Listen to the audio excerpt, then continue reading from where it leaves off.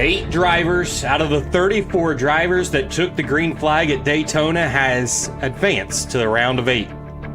These drivers are the elite in the Tarmac Esports Truck Series, and each one of them are looking to advance to the final round to race for a championship.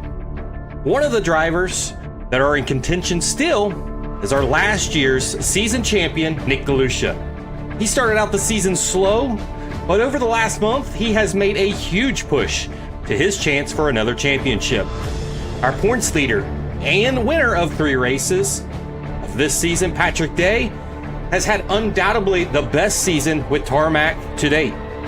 We have a group of 3 drivers that have won 2 races this season: Johnny Evans, Paul Fly, and Timmy Lewis. Do they have another win up their sleeves? Hunter Lagoons is the highest and most consistent driver of the new drivers this season. Byron Gay has been one of those guys that is probably the biggest surprise and the most improved driver in the series.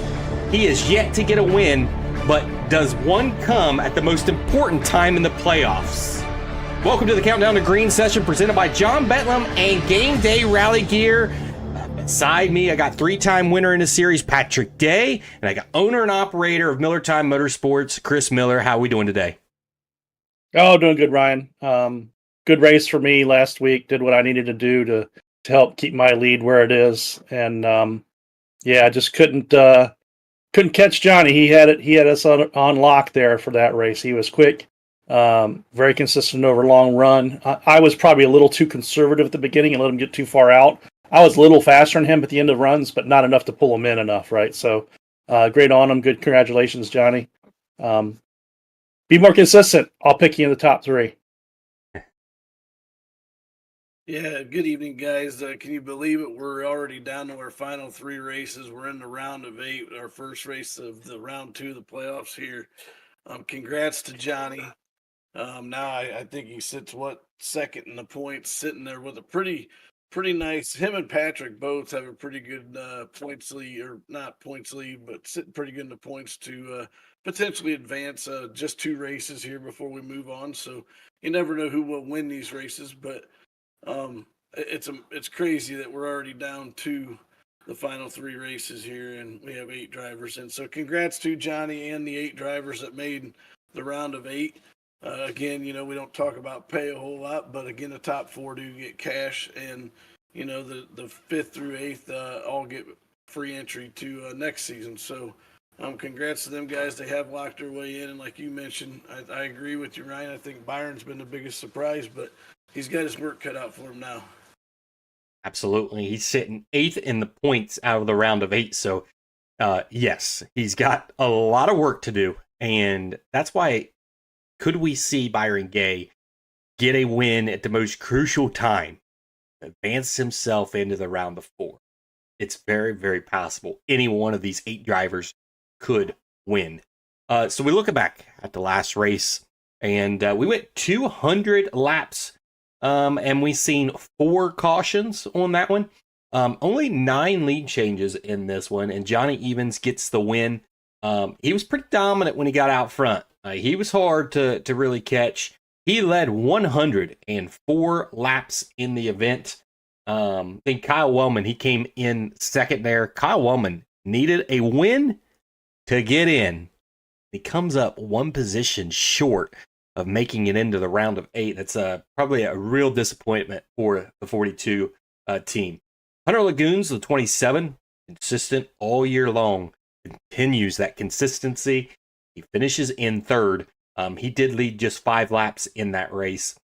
Paul Fly, a winner in the series. He comes home 4. Patrick Day, there in the 5th position.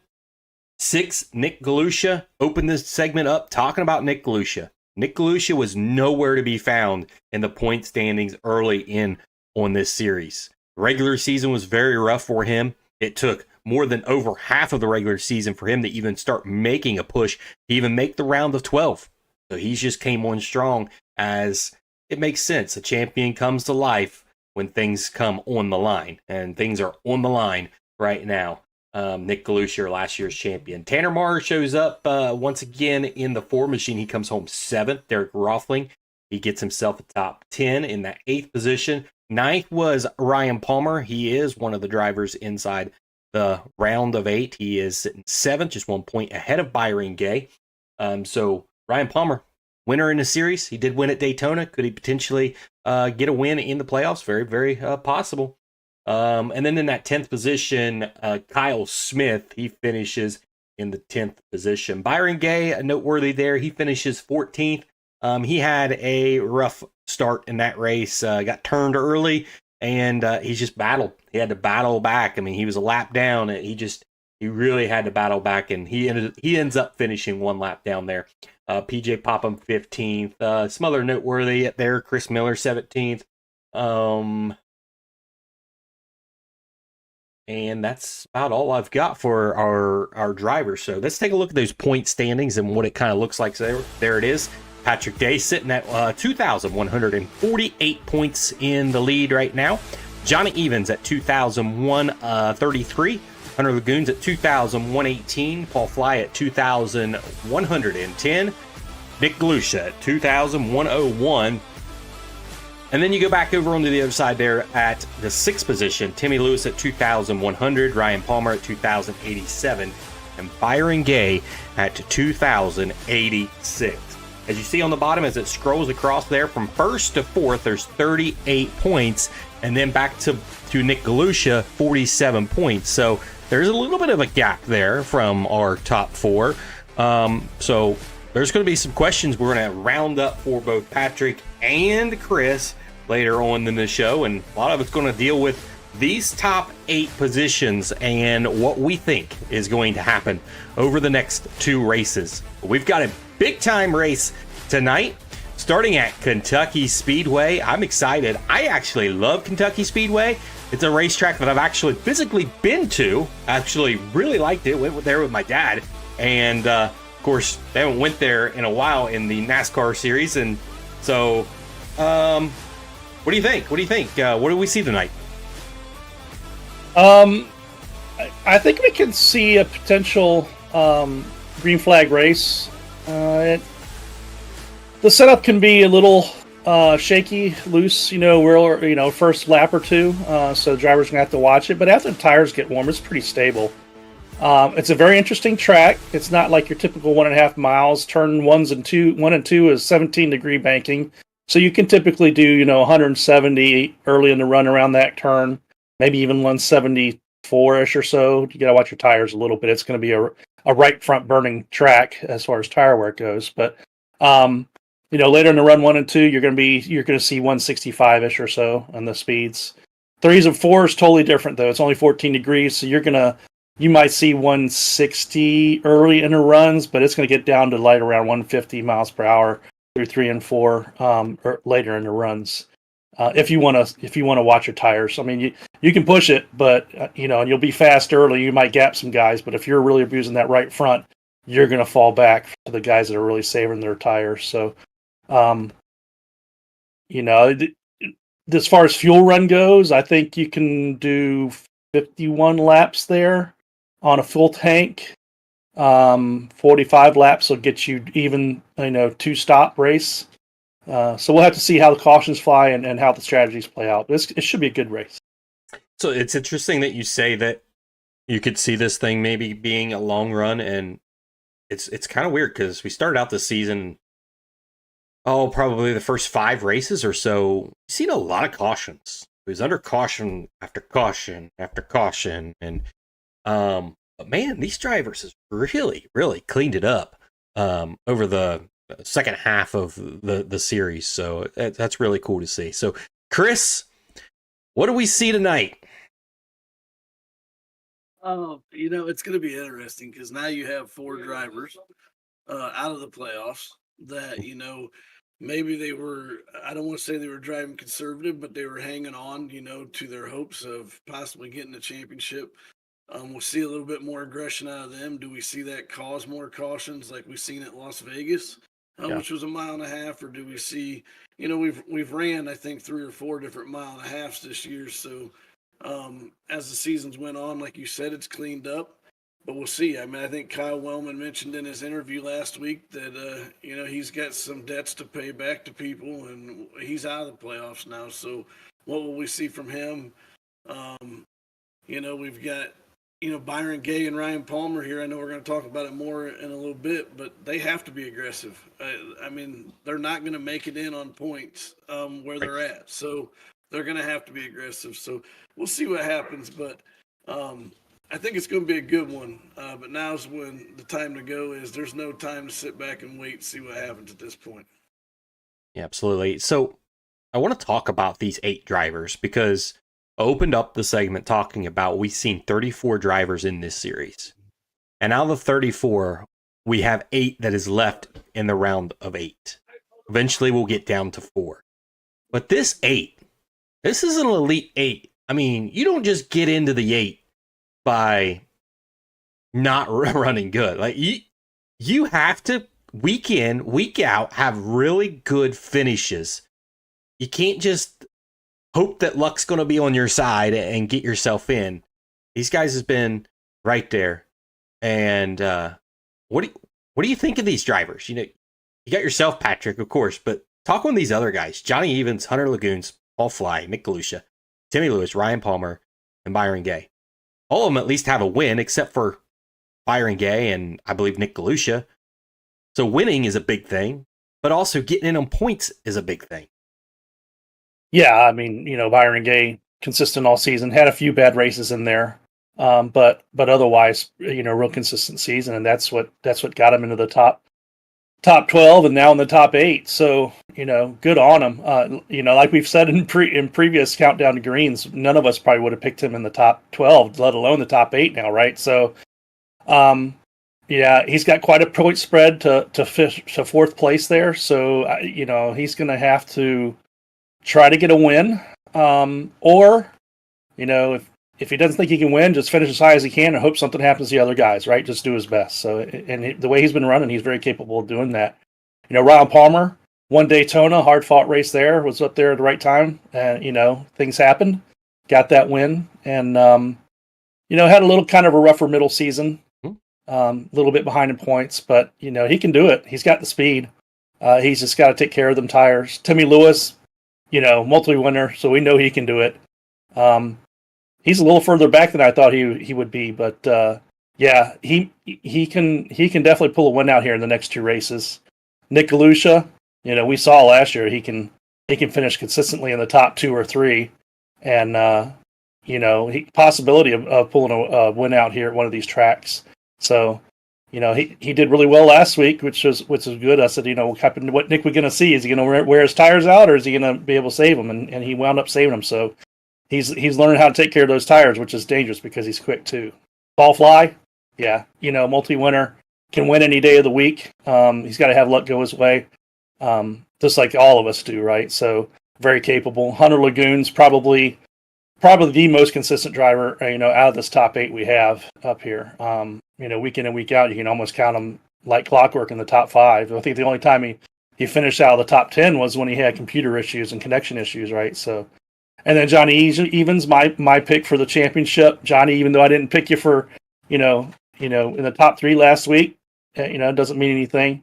You're very capable, and yeah, I think he's sitting pretty. As am I. As far as points go, we just need to make sure we're consistent with these next 2 races to get in that the top 4 and battle for that championship.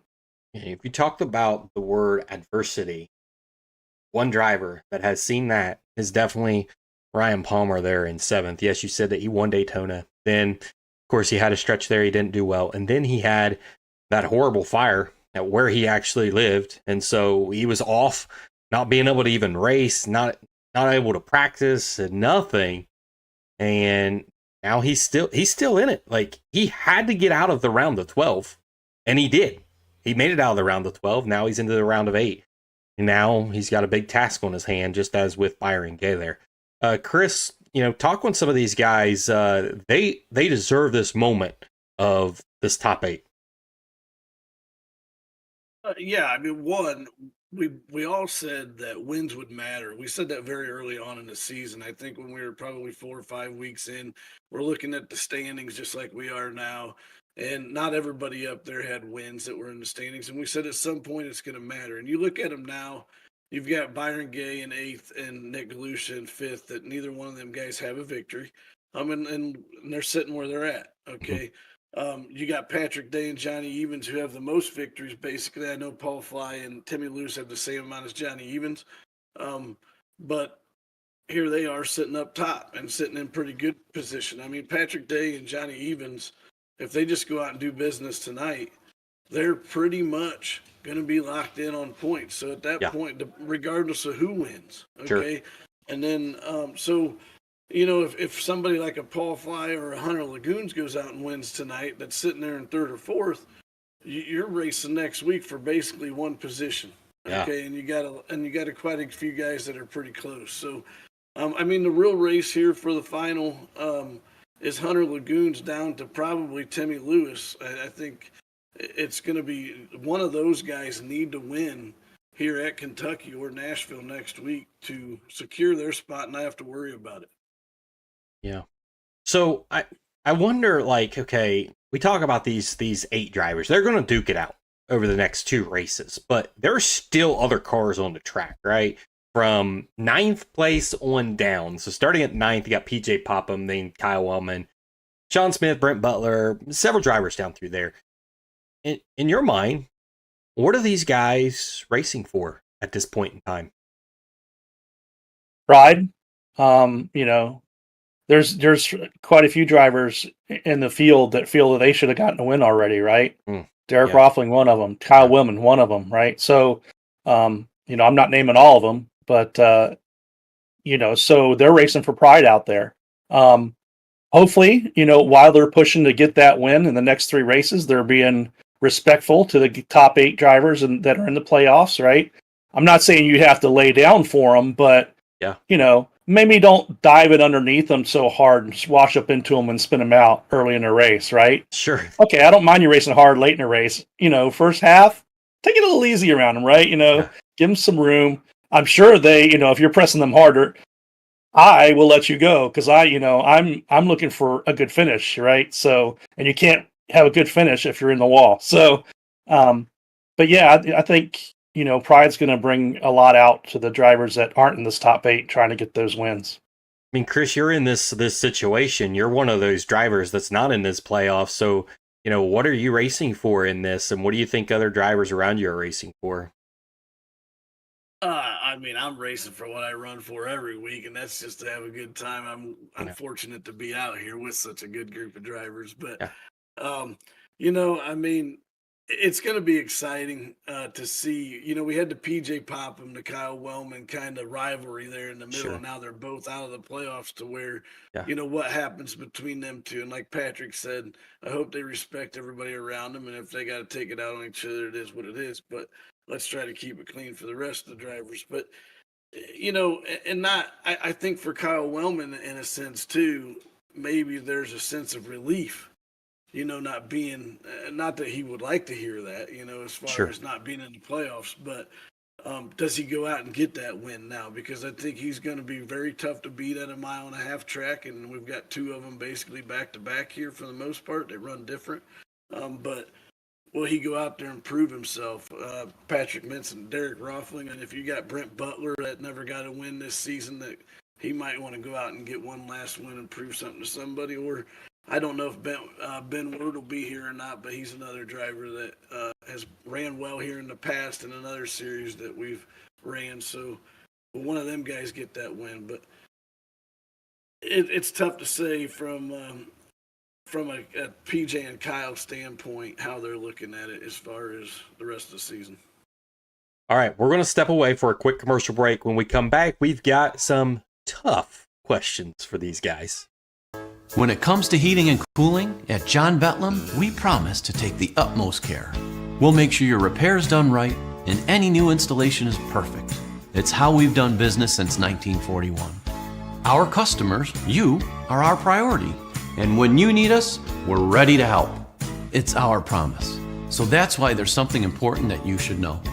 Did you know there are 2 heating and cooling companies here in Rochester that share a similar name? Betlam. And that's confusing. So make sure when you search for us online, you look for John Betlam. It's easy to confuse, so whenever you need us, be sure to search for and call John Betlam. Because it's my grandfather, John Betlam, who taught us to work hard, do a great job, and take care of all of our customers. And of course, there's only one phone number you'll ever need to remember. Call 271-8888. John Betlam Heating and Cooling. All right, welcome back. We're going to get some questions out of these guys. We want the hard truth from them. We're going to start with you, Patrick. And then we'll have the same question for you, Chris, on this. You look at your top 4.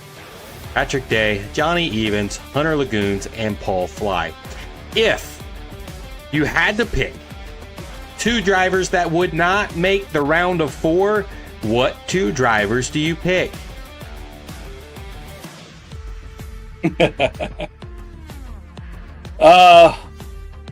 That's tough. That's very tough. Man. I think all 4 of them are going to be hard to beat. Damn. 2 drivers. 2. I mean, I want to say Johnny Evans and Paul Fly, but just by the points that Johnny Evans has, he just has to be consistent. But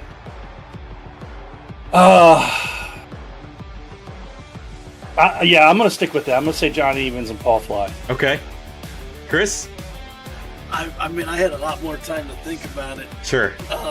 I would have said the same exact thing. And I really don't believe that 2 of them get knocked out of the top 4. I really do that 3 out of the top 4 do make it in at least. Yeah. If not all 4 of them, but I would say Johnny Evans, he told us last week he's not good at either one of these last 2 tracks. So we're in the round of 8 here. So yeah. And then just simply where Paul Fly is sitting. But any one of them drivers are capable of a victory, and that changes everything. Yeah. So, yes. That's a tough one. Those 4 drivers are really good drivers. And to say, you got to pick 2 that's not going to make the round of 4. And it's like, oh, man, that's too hard. But I do feel like that if we would simplify this and say 1 driver that would not make it, I feel that maybe we're all on the same page here. What do you got if you had to take 1 out? I mean, just on points, it'd have to be Paul Fly. Okay. But Paul, I mean, hell, he won it Nashville Super Speedway last year, right? That's where we're going next race. Not this week, but next week, right? So, I mean, it's tough. It's very tough. So, I mean, Johnny's saying that he's not good with either of these 2 tracks. Man, I'd have to say Johnny Evans in this one. Sorry, Johnny. Calling Johnny out again. He's gonna call you out. Well, hey, maybe it lights a fire under him when he wins the championship for me, right? Maybe. Chris, is Johnny the same thing you're thinking? I mean, no, I have to go with Paul Fly. Okay. It's simply just because of where they're at in points, because I really do believe Paul could win one of these last 2. And again, that changes everything. But I'm not so sure Nick Galusha don't get his first victory of the season yet. What's that do? So, I don't know. I'd say Paul Fly would be out though. All right. Well, I would go with Johnny Evans. I'm kind of on the same boat there with Patrick here.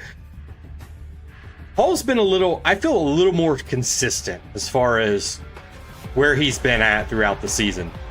Johnny reminds you maybe a little bit of Kyle Wellman this season, where it's been there. Just Johnny's had a little bit better results. It's came through for him. But it's kind of that up and down thing that I'm unsure about. Like, he could have a really bad night tonight. And what does that do?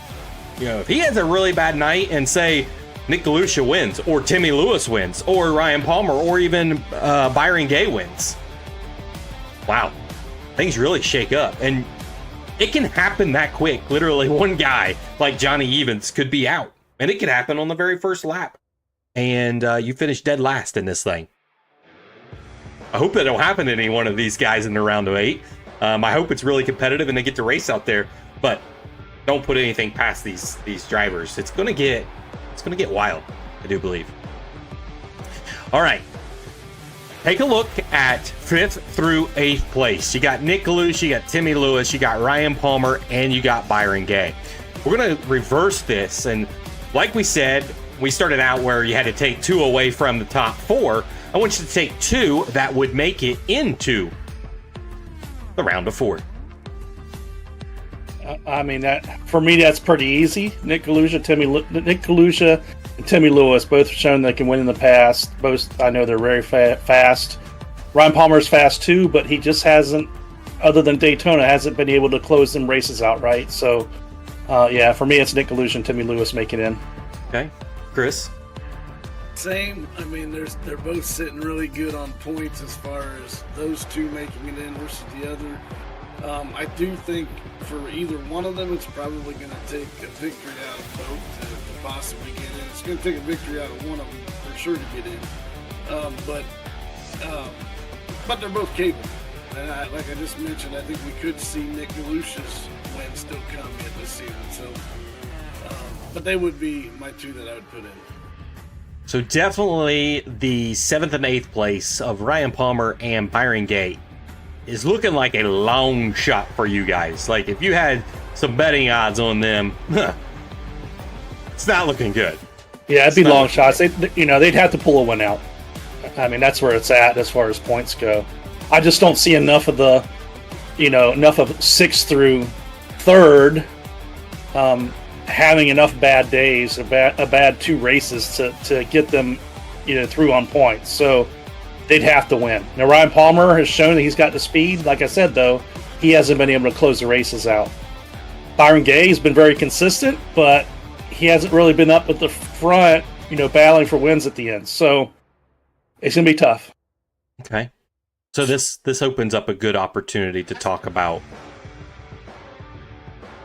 out of Ryan Palmer and Byron Gay, since they are the long shot and they do need a win, which one would you trust would pick up that win? Sorry, Byron. For me, it's Ryan. I'm going to go with Byron. I mean, he's due just as much as everybody. I know we've been ruling him out all season long. He made the round of 8. I believe he is, he has practiced a lot this season. So I do believe that he could go out there and he's going to give it his all to try to stay in this thing. So he wants that cash, not just a free entry. Well, I would love to pick Byron Gay here too.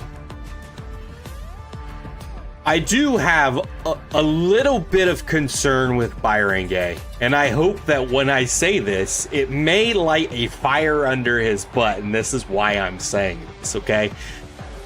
He said after he made the round of 8, he has accomplished what he really wanted to do. He never thought that he would make it. He made it to the round of 8.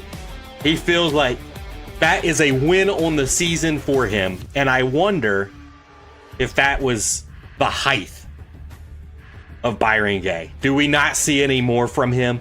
Does he not go out there and put a lot of practice in over these next 2 weeks? Because if he doesn't, yes, you can write him off. He's not going to be there. It's going to be the old Byron of seasons past. But if he really wants it, I've seen a Byron that really wants something really bad, and when he does, he practices and really, really good at it. So does Byron go out there and practice super hard over the next 2 weeks, or I guess you'd be weak because we're doing this race and then next week. Over the next week, does he really put in the work? Does he put in that work to get the victory when it matters most? That's what I'm most excited to see about Byron. Sure, and his mind pressure's off, right? He's where he wanted to be. He's he met his season goal. Yeah. So why not go for it, right? What do you got to lose? Yeah. I mean, Why you've already made it. Might as well go for it. Put in the time, put in the work. It always pays out whenever you do that. I mean, you can definitely see that from drivers like Sean Smith this season. He's came to a lot of your practice sessions, Patrick, and you can tell, right? You can tell the ones that's been in that practice session has approved over the year because they went to that practice session. Me, that practice session is not the only time I practice. Now, I might be one of the few ones that has time to practice, which might be unfortunate for the other drivers that can't make practice time. But I'm doing 2 to 3 AI races at the tracks coming up before we go to them. So, and it's helped. It shows in the standings. So if you're not doing that, that could be why you're not where you're at. So there's your sign. Get to the practices, practice. I mean, that's not why. I mean, you go to NASCAR, they don't just hop in the truck and they go racing, right? There's practice involved. It's the only way. Not much anymore, though. They really cut it down, but yeah, they still get some decent practice before the race. So, all right, guys, it's time to move on to our picks, and the pick points have changed a little bit, and I will say I am picking up a little bit of steam here, just a little. That's good. Yeah, I'm at 12. I'm at 12. Yeah. I'm within 2 points of Patrick now. That's the best it's been since probably Daytona. So I'm getting there. Patrick's had a rough playoffs as far as picking them goes. He has. So Patrick's sitting at 14, and now Chris has taken over the lead from you, Patrick. He's had the lead the past 2 or 3 weeks now. So there he is. 15 points, 14 points, 12 points. Things are tightening up. Unfortunately, I'm kind of going to be out of the realms of getting the bonus points that champion wins because, well, that didn't pan out at all. Not good at picking that stuff. 3 strikes and you're out. 3 strikes and you're out. All right. So let's get our picks down. Starting with the number 3 pick there. Chris has us ready for it. Who he thinks be in that 3rd position. Patrick, what's he thinking? I'm going to fire this one off. Timmy Lewis. Good pick. I've got this race scripted. I think I know how it's going to finish out. It's like the NFL. Yeah. I mean, really. But I think this driver's going to be in position to possibly win. But I think he's going to, I'm giving you a little hint. And call it quits, right? So, myself, Sean Smith, a few others will do at least a full green flag, a full fuel run. I typically stay there because it's my session, so I typically stay there for questions or anything. So I'll run the whole 2 hours if I can. And I'll typically have 180 some laps on the night, right? Multiple green flag runs. So, all right, Chris, what does Patrick think here in his number 3 spot?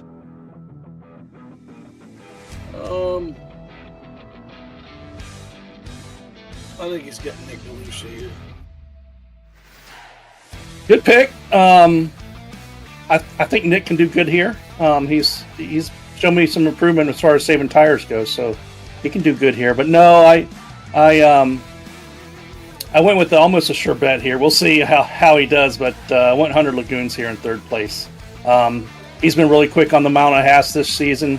He knows how to take care of the tires. He's typically in the top 5 towards the end of the race and battling coming up through there. So yeah, he's got a good chance here. I think he has finished 3rd tonight. Solid pick to get you a point. That's for sure. Hunter Lagoons, 27. Interesting. I think he's going to be a real threat. He's been a real threat all year. Yeah, definitely. But I really think that if he makes it to the round of 4, he's going to be tough. But shoot, man, there's too many tough drivers inside the top 4. Well, I mean, so Yeah. you think about it, how much did that one race where he had connectivity issues, how much did that hurt him in the points? I bet you it cost him at least 15 points, probably. Yeah.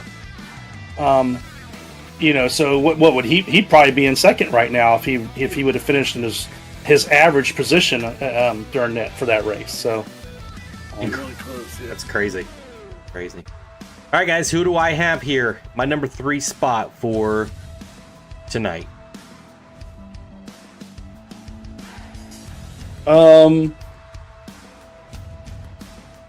If you have somebody on your mind, Chris, go ahead. I'm thinking here. You got Paul Fly here. That's a good pick. I'm still going to say the same thing I said for you, Chris. I think Timmy Lewis here. He's good at mile and a half. Let's see if Ryan thinks so as well. So in my 3rd spot here, I'm going with a driver that has some momentum on his side and continues to be there, and that is the 20 of Nick Galusha. Momentum's been there. I think it continues over here in Kentucky. He doesn't get that win yet. I think it's coming. I do. He was dominant in the first half of that race. It's close. Real close. I'm putting him there in that number 3 spot.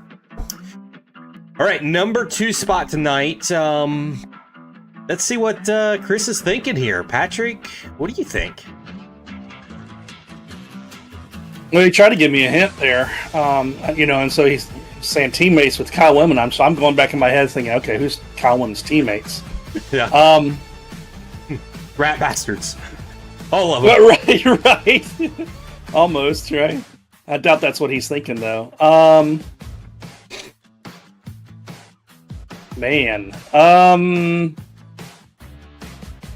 Really don't know. I'm gonna take a shot in the dark here and say Hunter Lagoons. Good pick. Good pick. No, Kyle's going to be playing some defense. Get that teammate his win. So he's going to be blocking Paul Fly there as we're coming to near the end. And Paul Fly is going to have enough to get around him. But Kyle's going to hold him off enough for the victory, who will ever get it. Yeah. All right. Paul Fly getting inside the top 3, getting a 2nd place finish. You know, I just want to say this about Paul Fly. It was interesting to watch the race last week, and it seemed like wherever Patrick was, Paul was. Like, it seemed like you guys were just right with each other. Like, I think I'll just follow Patrick, or yeah, Patrick, he actually said Fly. That. Like, I said something to him during the race. I was like, during the first run, I said, Paul, you want to go? He's like, no, I'm just sitting back here learning. And then, after our pit stop, I said, all right, Paul, same strategy. He's like, yep. So we did the same thing. He pitted 1 lap earlier than me on the last pit stop, and that got him out in front of me. I wasn't able to catch him enough to pass him. But I want to say we came out 6th or 7th or so after that that pit stop and finished 4th and 5th. So yeah, good days for us. Exactly what we needed to do. pretty cool. Pretty cool stuff. All right, Chris, what does Patrick think he has here, or what do you think Patrick has here in the number 2 spot? Well, I want to say Johnny, but Johnny did say he's not very good at the last 2 tracks. But I'm going to go with Johnny Evans here. That's a good pick. Maybe he's got a fire lit under his butt. Johnny has the ability to do it. I don't know why he has such a hard time at these next 2 tracks. I don't know. Maybe he just doesn't like mile and a halves, overall. But no, I didn't go with Johnny here. I actually went with your teammate, Derek Roffling here. He's been running really well at the mile and a halves. Again, he just needs some lady luck to stick with him during the last half of the race. So I think Lady Luck will smile on him today, and he'll bring home a 2nd place here. Okay. I'm sure he would be disappointed with the 2nd place, though. He wants that win. He does. He wants to go after that win. If he gets 2nd, he's going to be like, are you kidding me? What am I going to have to do in this series to get a win? Be the guy in front of you. It's always that one guy that's faster than you. Yeah. Like, daggone, if he wouldn't have showed up, I would have had the truck to beat. Yeah. I mean, bad luck at Las Vegas. We might have been talking different about his win for the season, right? So. Yep, and very much we could have been talking about him in the playoffs. So that's right. All right. Yep. Who do I have here in my number 2 spot?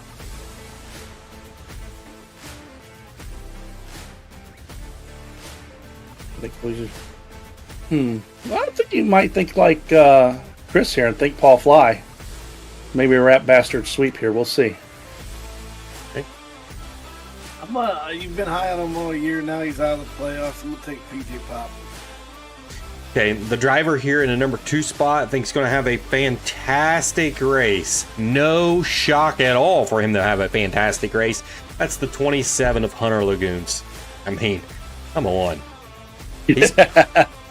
Yeah. I honey points.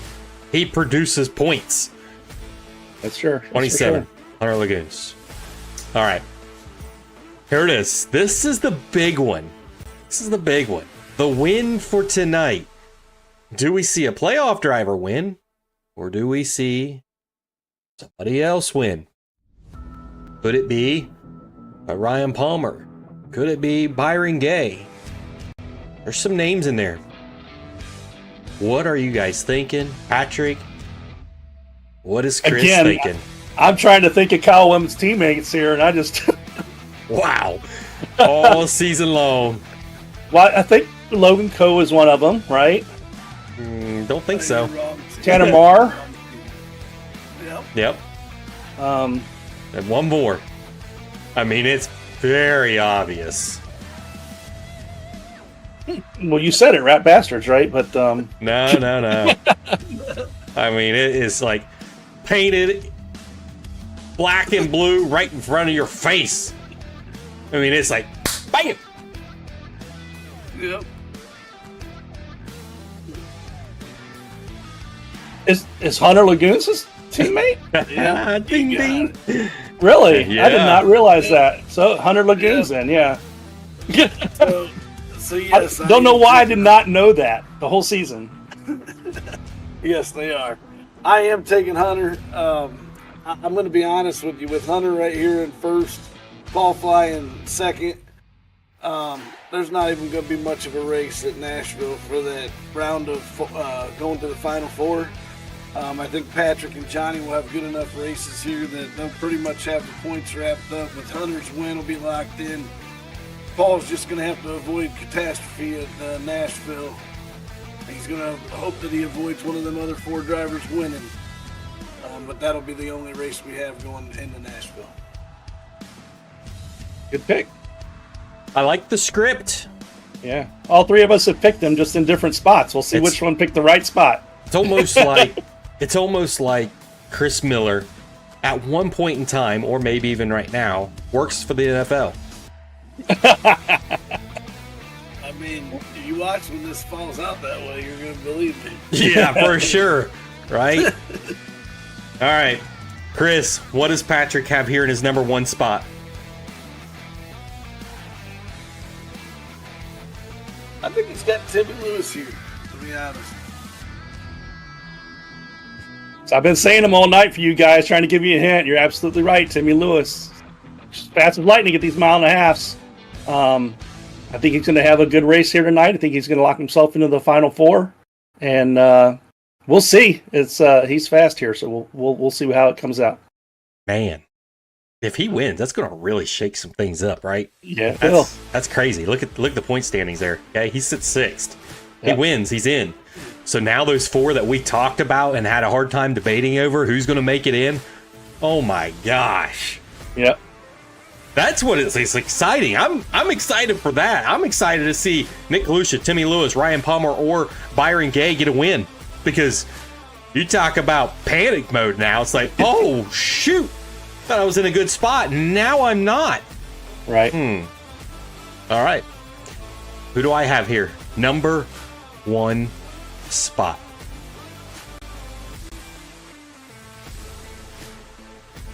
Man, I think you see Paul Fly finishing better than Nick Lucia here. I think you might go with Paul Fly. I mean, it's kind of bizarre. We haven't even said his name yet tonight, so I think you're going with your points leader. The points leader, Patrick Day. I mean, we have not talked about Patrick Day at I all. know he's not going to pick himself. No. For yours. No. And he's won 3 races on the year, so you're potentially winning 4.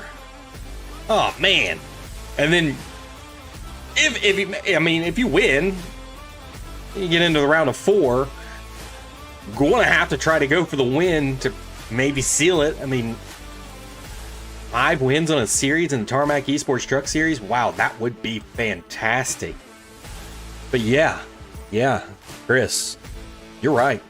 I think the 24 finds victory lane again for the 4th time this year and really sets dominance coming into the round of 4. He clinches tonight. Guys, that's all we have here for the countdown to green. It's about to go green flag at Kentucky Speedway. We'll see y'all on the track.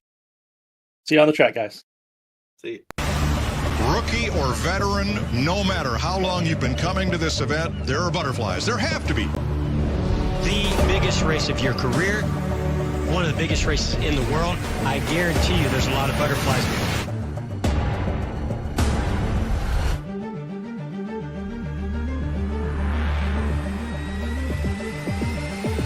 The white flag in the Daytona 500. It's time to get busy. Horrific crash on the final lap of the Daytona 500.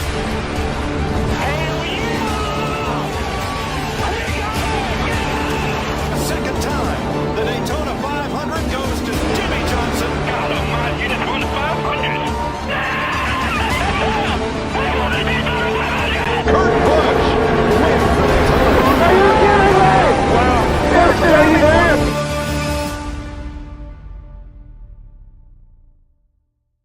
Denny Hamlin wins his second Daytona 500 and wins it to Coach Gibbs.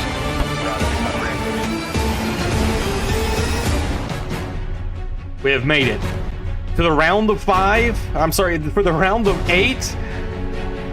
And we will only pick 4. 4 will come out of this one.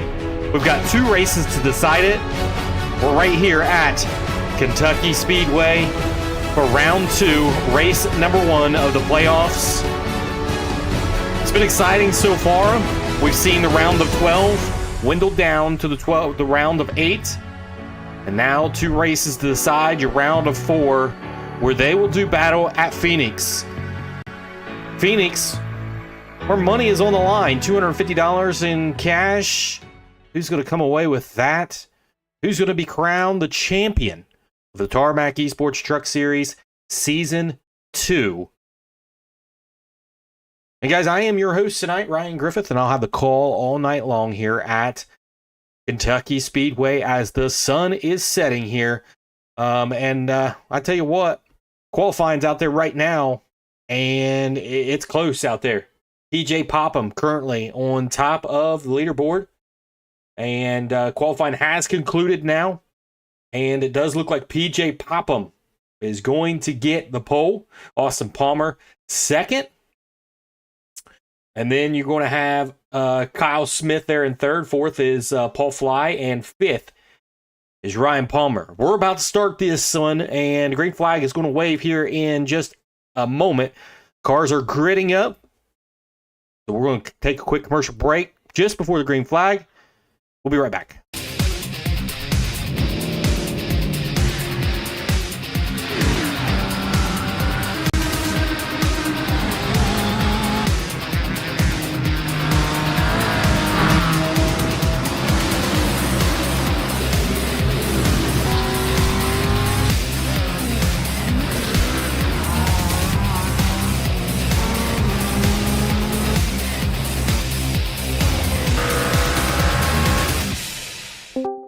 All right, welcome back. We've got the pole setter, PJ Popham, at turn quick time here tonight. PJ, you got yourself a pole here.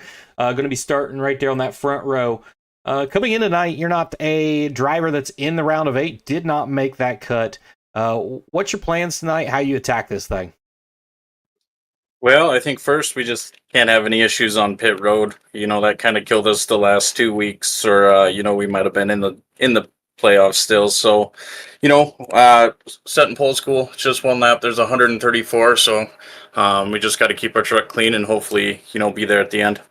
Hey, good luck to you and that 2 machine. We'll keep an eye on you. Thanks, Ryan. That was PJ Popham. Austin Palmer came in there in the 2nd position. He didn't make the playoffs either, but a big driver that has made the playoffs and is sitting really good in points right now, and that is the 94 of Paul Fly. And we'll see if we can get in contact with Paul Fly. Paul sitting here inside the top 5 off of qualifying here. Sitting really good right now for making the round of 4. Still a lot to do as we've got 2 races to decide that. How do you attack tonight? Hopefully take it nice and easy at first. Just make it through the first half of the race, see where we are. Just want a good finish. We got a 9-point buffer. It's not a lot, but it's a little more comfortable than I was expecting. So, kind of just take it easy and get some good points. And what's your chance this truck is going to be fast enough to be up front and lead a lot of this race tonight? I think we're going to be good. I mean, I'm usually pretty decent here at tire saving and still managing to keep the truck a little bit quick. PJ is pretty quick, so we'll see if the draft helps at all and see if we can stay with him. All right, good luck to you tonight here at Kentucky Speedway. Thank you. That was Paul Fly. Ryan Palmer's going to roll off in that 5th position there. And so, he was a guy that made the round of 8. He's sitting there in the 7th position right now in points. And now the question is, can he potentially get a win to get in? That's what it's going to take. So take a look at that. We're going to step away here for just 1 second while we take care of some back-end things, and we'll be right back. My truck isn't something you want to see in your rearview mirror. My truck is a 3,400-pound precision-guided sledgehammer. I guess you could say my truck likes to take the path less traveled. My truck never gets claustrophobic in tight spaces. My truck doesn't haul tools, but hardware, that's a different story. The NASCAR Camping World Truck Series. Tough trucks, tough racing. What does it mean to be official? To earn the badge as a trusted source, a symbol of quality and pride. For 95 years, Craftsman Tools has been the backbone for those who build, for those who innovate, for those who pursue goals greater than themselves. To be the official tool of NASCAR is to represent the best of what's possible. For the teams, for the sport, for the future. Oh! Put on the brake, wheels to the left. Go, go, go, go, go, go, go, go. Oh no!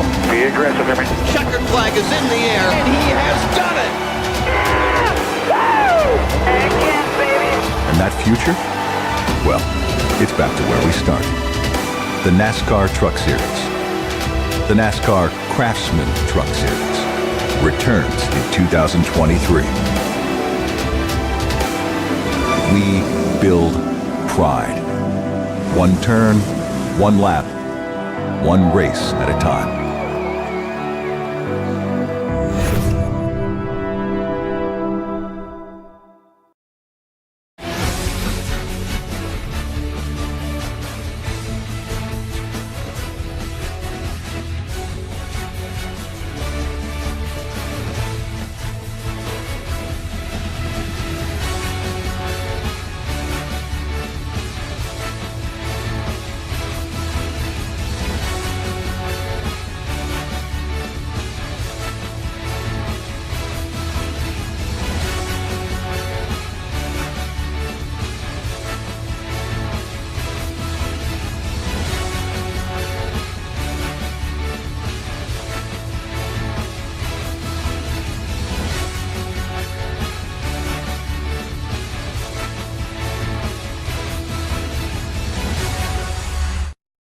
We apologize for the issues we are having. We are having some technical difficulties out there, and so we are trying to get that taken care of for you there with the tower and everything out there on the Speedway.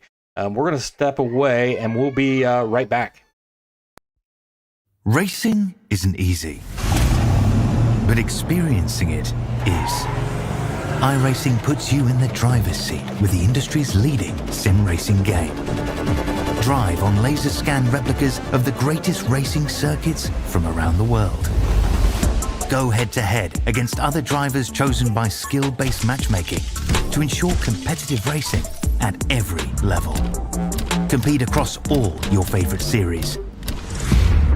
In officially licensed cars, engineered to deliver the most accurate driving experience possible.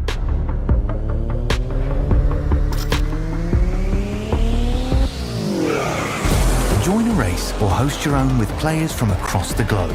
Race against the computer or in a league with friends. Feel the thrill behind the wheel. Visit iRacing.com.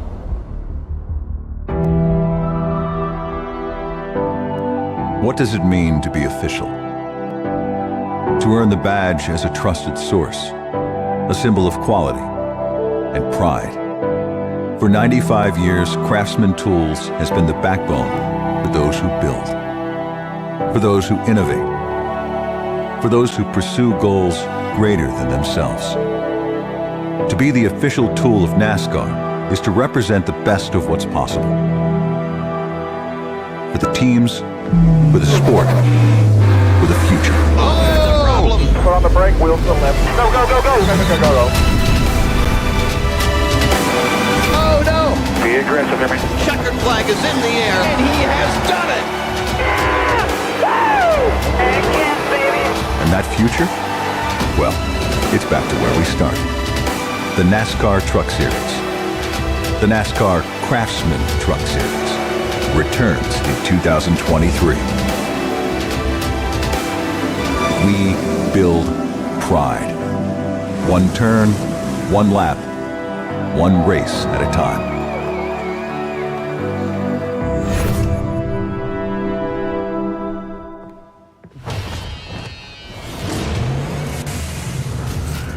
In a world where being at your peak is everything, one gas station dares to fuel more than just your car. This summer, don't just fill your gas tank, fuel your peak potential. Hi, Cheryl. What got into you? Download the Sunoco app today. Fuel up, save up, and fuel your best. All right, we're back. We're sorry for the connection issues that we were having there early on this race. Green flag flew, and we did have a wreck, and it looked like, from what iRacing was giving us, was Byron Gay, Kyle Wellman, Steve Miller, Logan Coe, and potentially Patrick Day all involved in a caution there, a contact. So we'll have to continue to monitor that and watch that to see.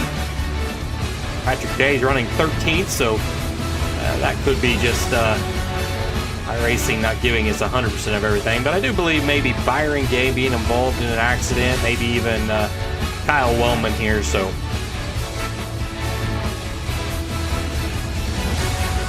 under caution for the first time today. We'll kind of re-rack them, restack them. So not a whole lot we missed there when we was having some technical difficulties. But we are back and we are ready to go. The iRacing pace car lights are out, and PJ Popham still your race leader in the 2 machine. On the outside of him, Austin Palmer there in the 23. You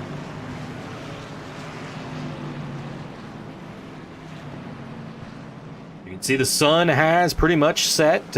Maybe a little bit of orange skies back there as the sun sets here at Kentucky Speedway. It's a beautiful night, so it's going to be a long one. We got 134 laps for these Tarmac Esports Truck Series, and this is the first race in the second round of 8, the playoffs.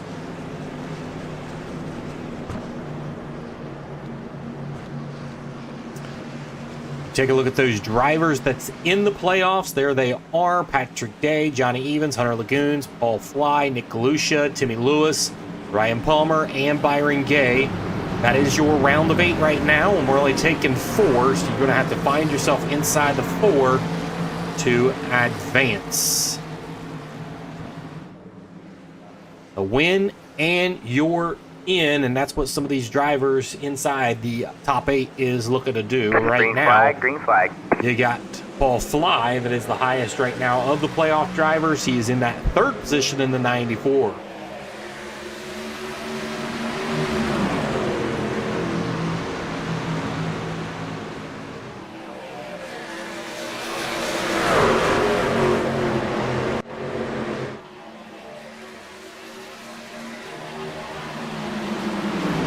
All right, man. Caution is out. Caution is We out. got another caution flag out on the Speedway. Once again, this will be our 2nd caution flag of the day. This one, like maybe Johnny Evans again? Let's take a look at it here.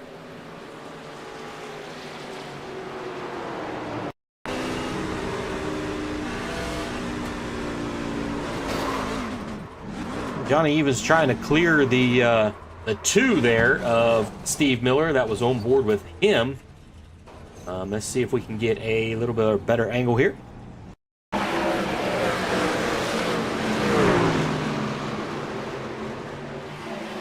14 able to kind of stay off of it, and then he hits the inside or the outside wall, and the same with the 2.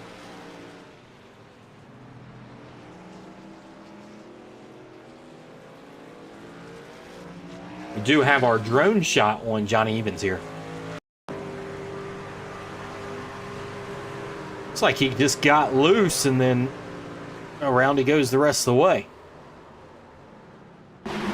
So Johnny Evans having a rough night tonight, and he is one of those playoff drivers. So take a look at those points. We'll continue to show those up there. Johnny Evans is in 2nd in the points. Having some big-time trouble early in this one. He is going to have to rebound from this one. As we're under caution for the 2nd time today.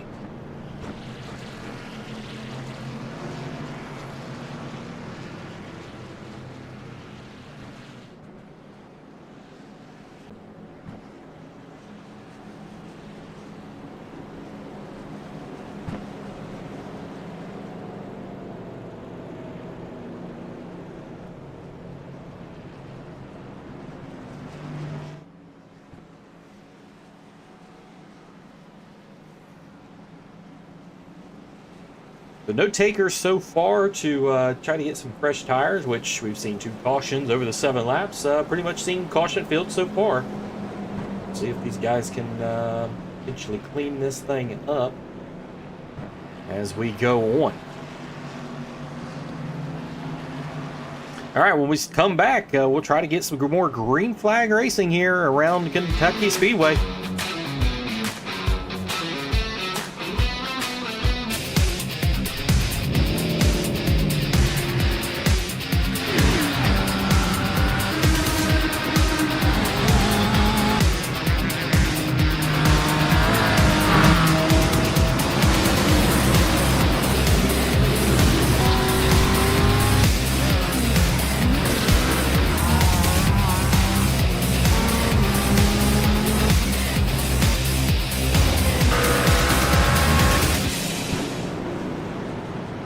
Definitely a slow start in this one.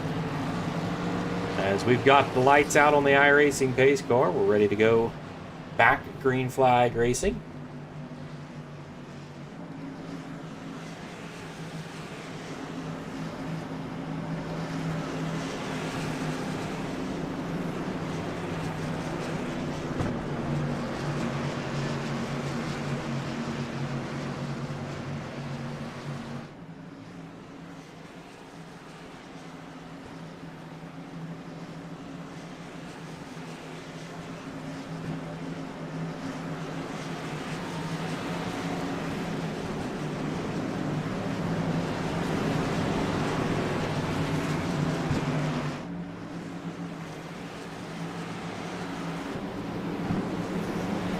still PJ Popham leading the way there. He had the pole. Outside of him, Austin Palmer.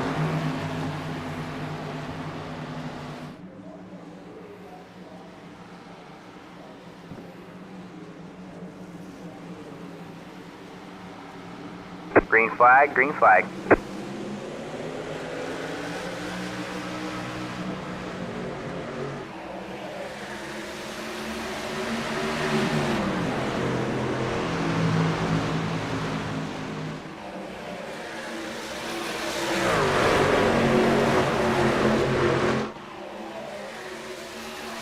Three wide back here with the 42. Able to clear him. Following right behind him is the 11 of Byron Gay.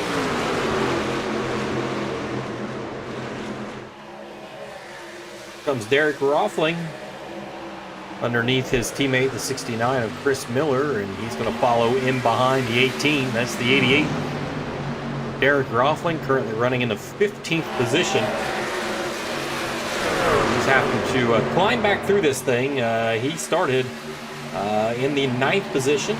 Sorry, the 10th position. He's trying to battle back.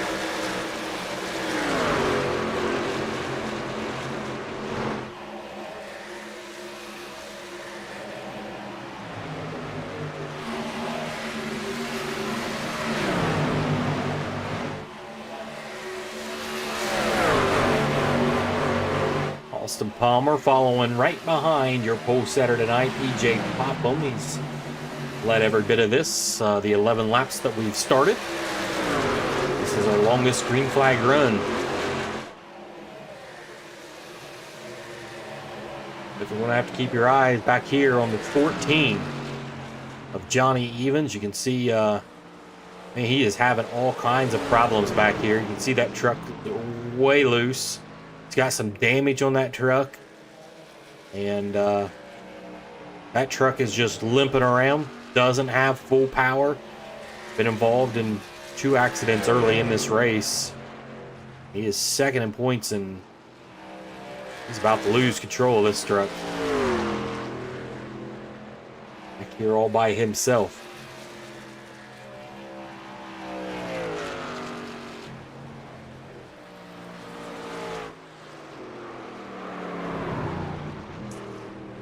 It looks like he's going to put that thing down in pit road here. And he will. We finally get to the pit road. That thing was loose and probably knocked the toe out of that thing just a little bit. This is a disastrous night for Johnny Evans. Here we got a battle for the race lead. That's Austin Palmer looking to the inside of the 2 of PJ Popham and give that position to the 23.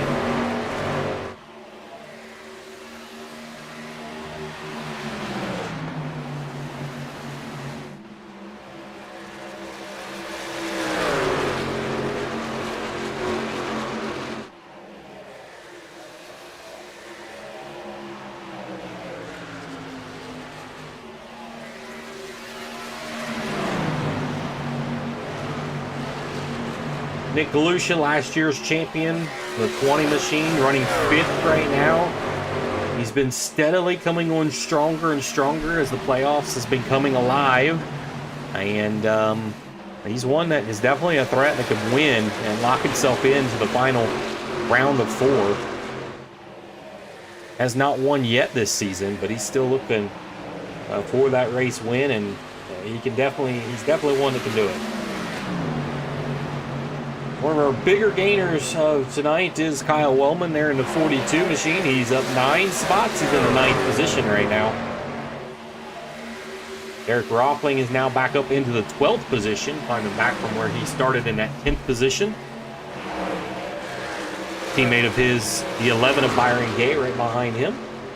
Byron Gay, a playoff driver in the round of 8 too. He's looking to try to have a good night tonight. But if we look at playoff drivers and where they are running right now, you've got Paul Fly running in the 4th position. Nick Galusha is running in the 5th position. Timmy Lewis is running in the 7th position. And then we got a pretty good gap back to the 13th position of Byron Gay. And Patrick Day right here in the 15th position, now into the 14th position after passing Sean Smith here on the inside. And of course, we talked about Johnny Evans. He is having some problems, and we also need to make note that Hunter Lagoons also is having some issues as well, and he is now 6 laps down. So both Johnny Evans and Hunter Lagoons that were inside the top 4 coming into tonight, not looking good. Ryan Palmer also not looking good. He's 15 laps down. He's out of this thing. So playoff drivers, 3 of them in some big time trouble down there.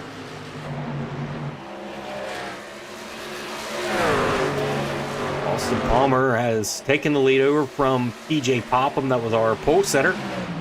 Austin Palmer was second quick, started on the outside row. So these two has been pretty quick running up front. He's got a little bit of gap over Kyle Smith there and Paul Fly and Nick Galusha.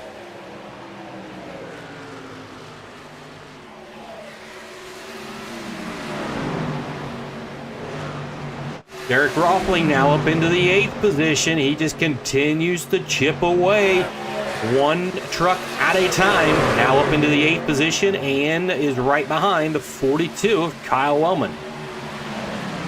So good comeback for Derek Rothling after starting in the 10th position, dropping all the way down into the 16th, 17th position.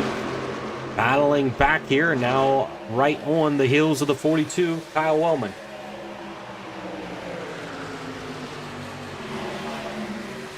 And he's going to look to the inside.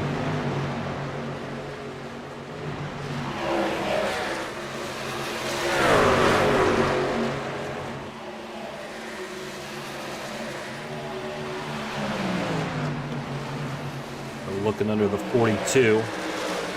Got some pressure by Dalton Dunk right behind him.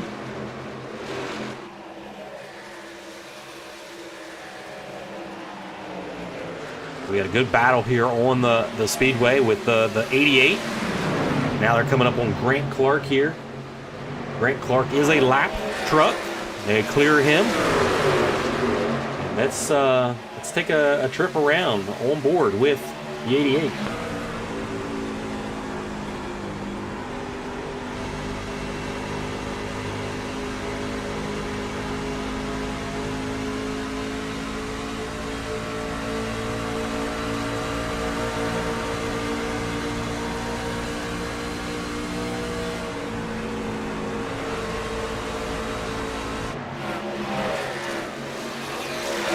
Still trying to clear that 42. 42 will not give up easily. He is a tough driver. And does look like he's going to get that position here in turns 3, and he will. So move the 88 up into the 8th position. He looks like he's got a pretty darn quick truck tonight. So keep an eye on that 88 Goodwrench truck. He's on the move back there.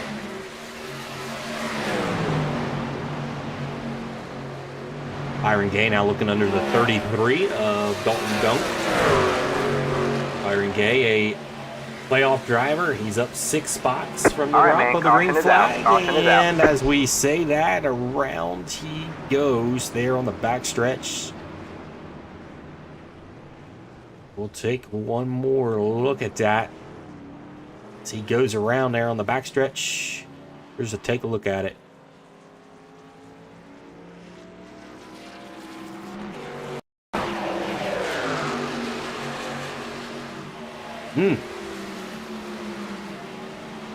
A non-contending playoff driver, no one that's even in the playoffs, is up earning the 11. This is 2 weeks in a row the 11 has gotten turned by a driver that's not in the playoffs. So, man, he is having some rough luck.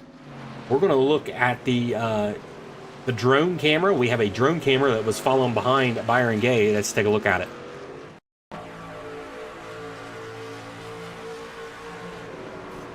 .33 just came down into him. Turns him around.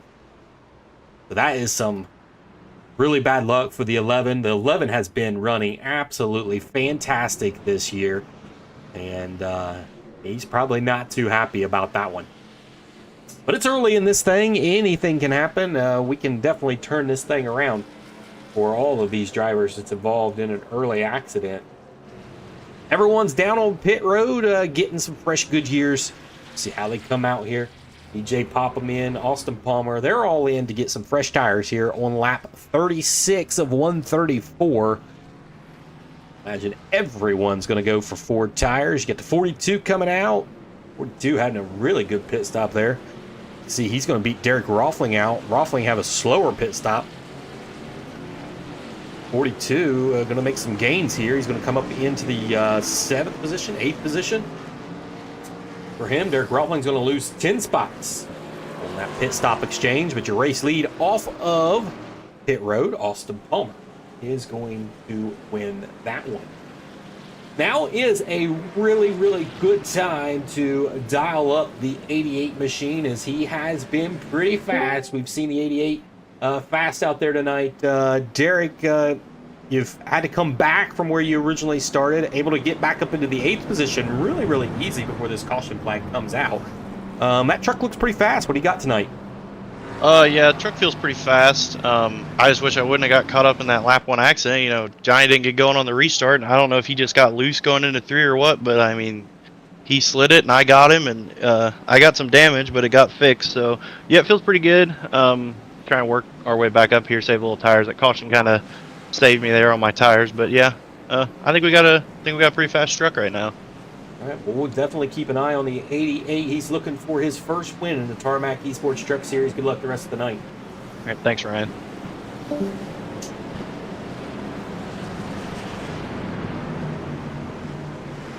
Let's talk to Byron Gay in the 11 machine. Byron, it just seems like this is the second week in a row that you have had somebody else turning you. Man, what's it going to take to keep these guys off of you? I imagine you're pretty frustrated right now. I don't know. I give the guy plenty of space on the outside, and he still finds a way to turn me. And not only he hits me like 3 times going down the back straightaway there before he finally turns me. So, I mean, he doesn't show up for weeks, and this is what I get for racing around him, I guess. So, it is what it is. Continue to watch the 11. You got a fast truck out there. Good luck. It's early in this. Thanks.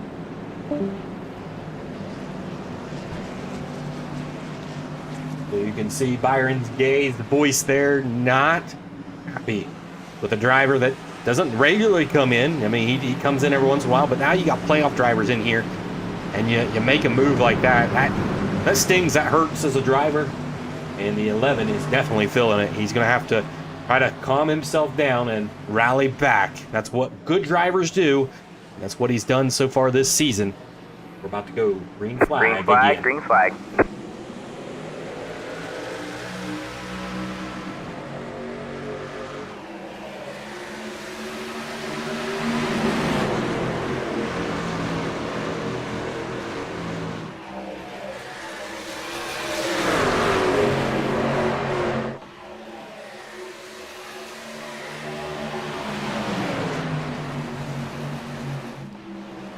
Those fresh tires, it feels like you can go anywhere on the track when you have nice, good, fresh Goodyears. So the 2 gets really loose. The 45 gets loose, and everybody else goes underneath. Mick Luce is going to take the position away with Paul Fly. Kyle Wellman up into the 4th position. I mean, he came into the pits 10th here, and the 42's getting loose. He holds on to it. Great saving, and we got a wreck in the back. The 88 gets turned. Around goes the 88. All right, man. Caution is out. And Caution we is have out. mayhem, and that truck is destroyed. Oh, man. We just talked to the 88. That truck was fast tonight. And this guy cannot catch a break this year. Had a race that he should have won. And here tonight, had a fast truck. Gets caught up in an accident. That thing is really tore up. It's going to take some time to fix that thing. We're under caution flag again. Let's take a look at what happened. Unfortunate for the 88.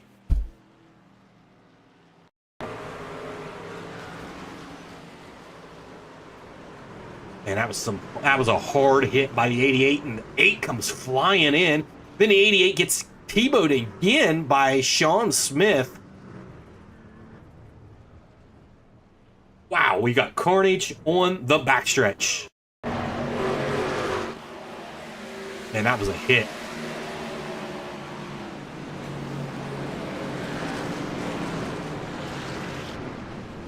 Wow.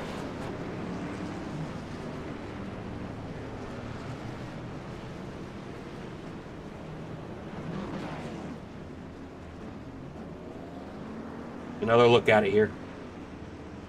I was on board Derek Roffling there when he gets hit. Inside wall. Keeps straight, and then bam, right in the door side. 77.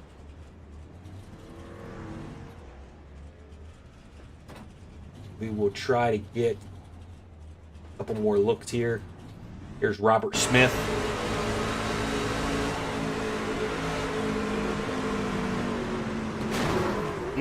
Car stopped there, and that was a big hit by Robert Smith there. That's right on board Sean Smith here.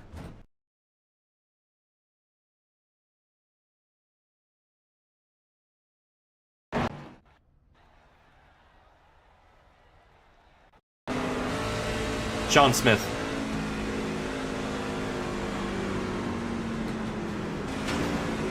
Oh, and he gets hit in the back end, and that pulls him right into the 88.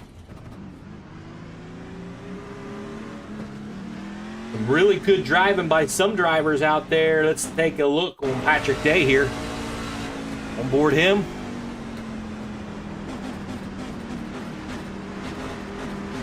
Job by him. Also, Byron Gay missing the accident here.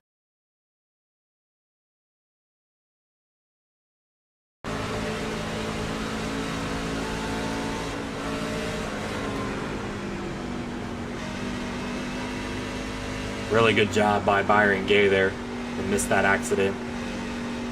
We're under caution. Once again, 88 is destroyed. That truck is not coming back in this race, I don't believe. That was a massive hit. So those 88 fans, we know we have a lot of viewers. I've seen destruction there tonight for the 88. His night is over.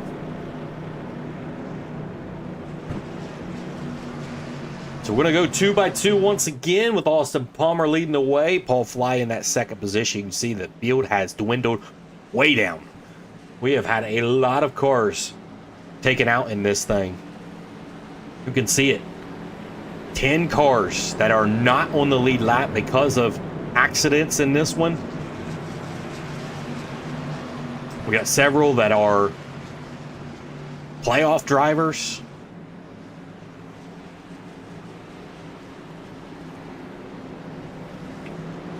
See Derek Roffling in the 17th. He is out of that truck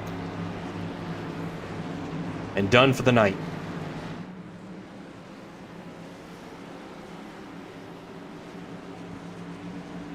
Green, green, green. We'll try to get word with Derek Roffling here in a little bit, make sure he's all right. We are back under green flag.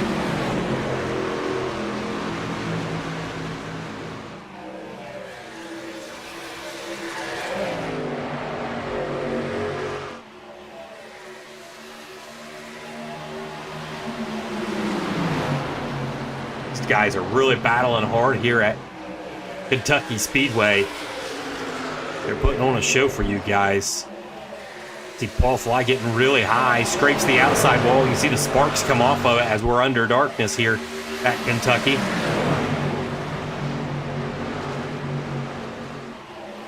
Got Byron Gay that had some issues, and here we are. He's rebounded. He's back in the 8th position. Missed a wreck back there. Here he is in the 8th position. Austin Palmer leading the way. Nick DeLucia is there in the 2nd position, still looking for a win on the year. And several of these guys are. You look at the top 4 drivers here, Austin Palmer, Nick DeLucia, Kyle Smith, and Kyle Wellman have not gotten in victory lane this year.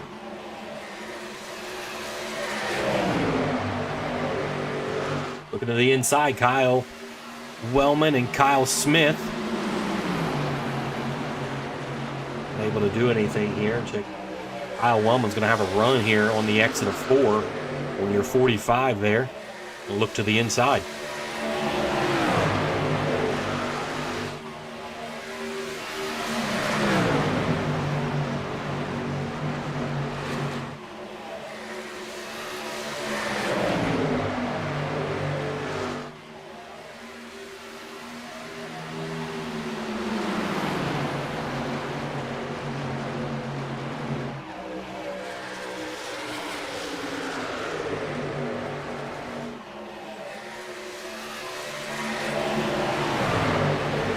So single file up front, all the way back through the pack. Your top 14 that's on the lead lap.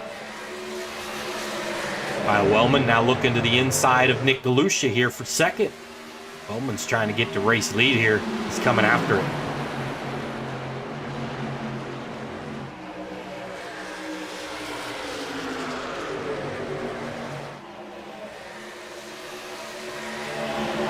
Not able to do anything there for the 42. 45 comes right in behind the 42, trying to give him a little shove down the front stretch. Logan Coe underneath the 33 of Dalton Dunk back here for the 11th position. It's the first battle that you have side-by-side racing. These guys decide, you know what, we better settle down if we're going to make it to the end of this thing. It's been exciting from the very beginning. A lot of action, a lot of wrecks. A lot of playoff drivers taken out of it. Yeah, Tanner Moritz back on the track. You got Hunter Lagoon back on the track and Johnny Evans that are back on the track. They're trying to get somewhere, or especially you're going to pick up some positions here on Derek Roffling, Robert Smith, and Frank Klein if you continue to do that.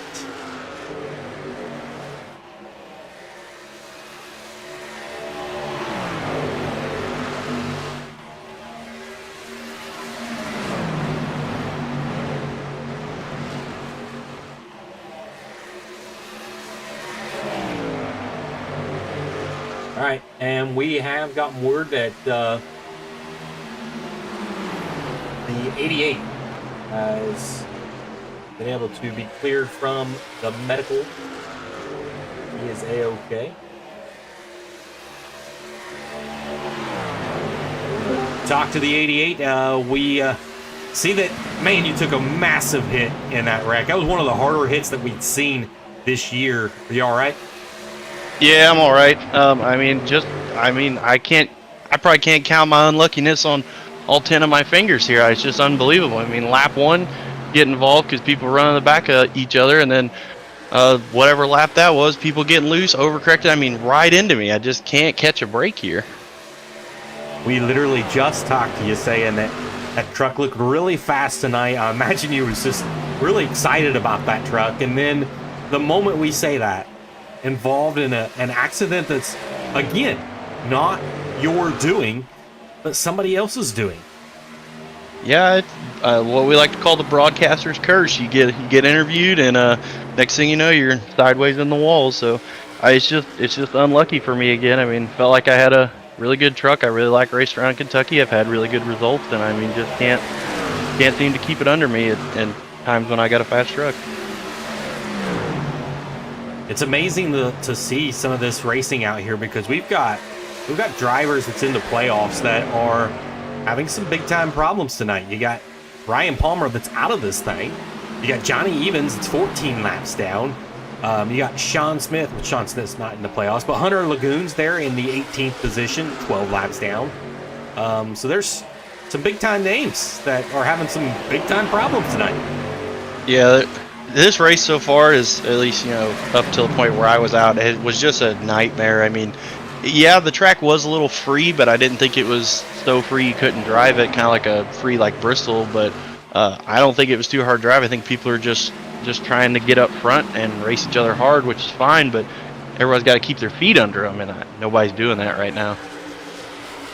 We have yet to see a long green flag run as we're watching the 11 of Byron Gay able to get past PJ Popham there into the 7th position. It's the highest he's been today and continues to march forward. Yeah, Byron, we talked before the race, a little strategy, what he needed to do. He basically, we felt like he needs a top 3 or a win to really, especially a win to solidify into the 4. But I feel like a good top 5 run from Byron here will really help him gain some points with the people that are out of this race. Exactly what he needs. He needs some luck on his side, as he's kind of had the same kind of luck as you, maybe not as bad as you, but here the last 2 races, somebody else is getting contact with him and turning him around and just causing all kinds of havoc in his race. Yeah, he started the year really solid. and was really, really consistent, running top 10s most week. And these last 2-3 races, it's kind of the luck bug has got him, and now he's starting to fall back. But I think he can turn around here. I think he can get a solid top 5 out of this and gain some points in the standings. Definitely, if we was talking in the Countdown to Green show and saying that we would be 30-some laps into this race and having only 14 drivers on the lead lap, that would have been a crazy take. But here we are. We have only 14 drivers out of 25 drivers that are on the lead lap in this one. Yeah, it's just that. I mean, that's just a crazy statistic to think about. You know, especially at a mile and a third or mile and a half like Kentucky, that is not difficult to drive and really spreads out once the long run's going. So you would think we'd get a lot of green flag pit stops here, but it's not trending towards that way.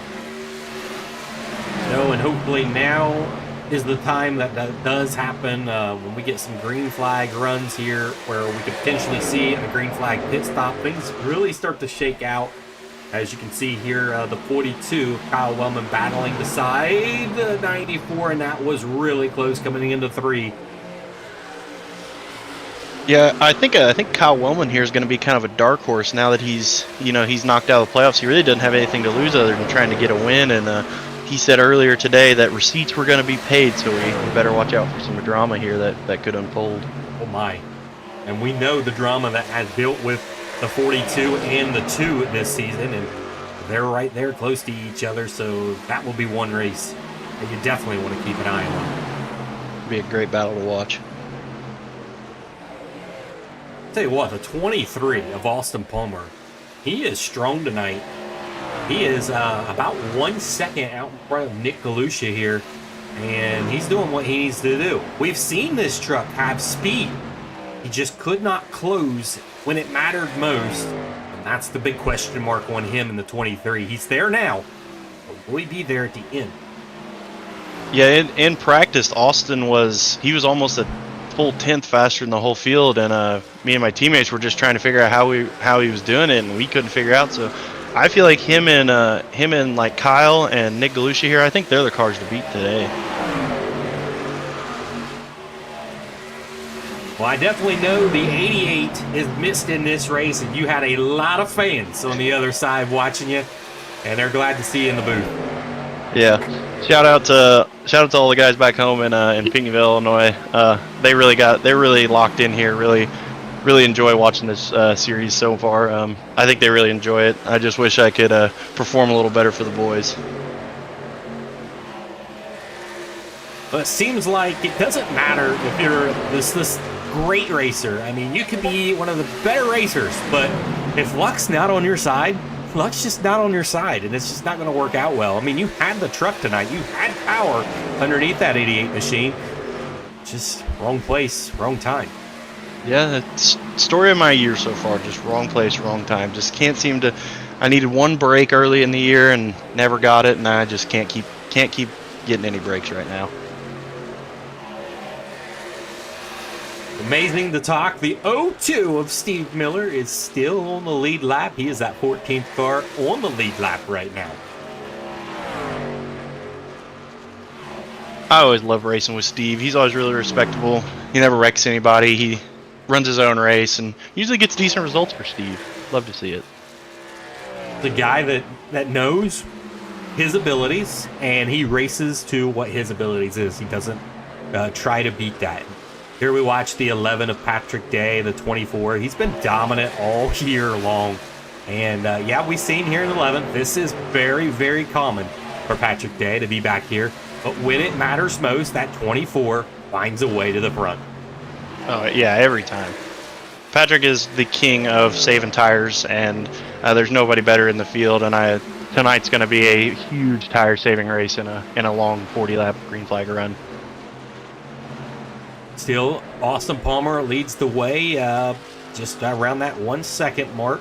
Almost 1.1 second over Nick Galusha, and then Paul Fly runs in the 3rd position. Timmy Lewis runs in the 4th position. So those top from 2nd, 3rd, and 4th are all in the playoff chase. They're having themselves a good night. And then it goes PJ Popham there in the 5th position. Kyle Wellman runs 6th.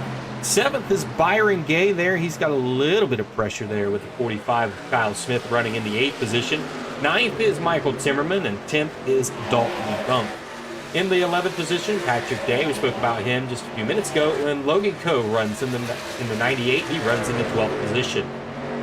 Daniel Quigley, he runs 13th, and 14th is Steve Miller. And then we've got Grant Clark back here in the 15th position. He is 2 laps down. And the owner of Miller Time Motorsports is Chris Miller. He runs in the 16th position, 3 laps down. Then from there, from 17th on back, there are multiple laps down, but they are back out here on the Speedway. That is Tanner Marr in the 17th position. You got 18th, you've got a playoff driver. That is 27 of Hunter Lagoons. And then the 19th position, Johnny Evans runs 19th, and again, playoff driver, came into this race second in the points, but he's running 19th right now, 14 laps down. Paul Negus runs 19th. Paul Negus runs 20th, 19 laps down. Sean Smith, 24 laps down in the 21st position. And then from there, these drivers are out of this one. There's Rothling, Robert Smith, Frank Klein, and Ryan Palmer.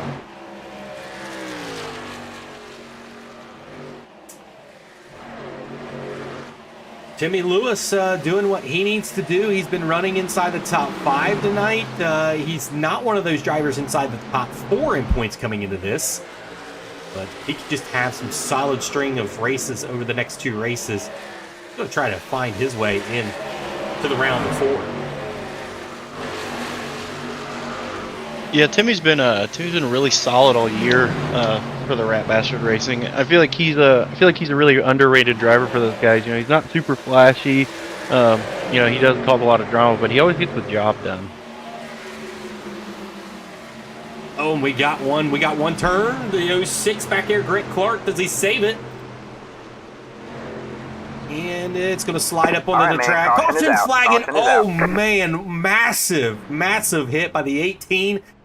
Right into the side of the 06. And that was a teammate. And his night is done.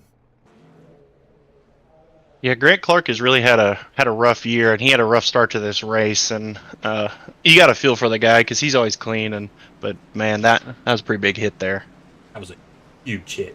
Take another look at it.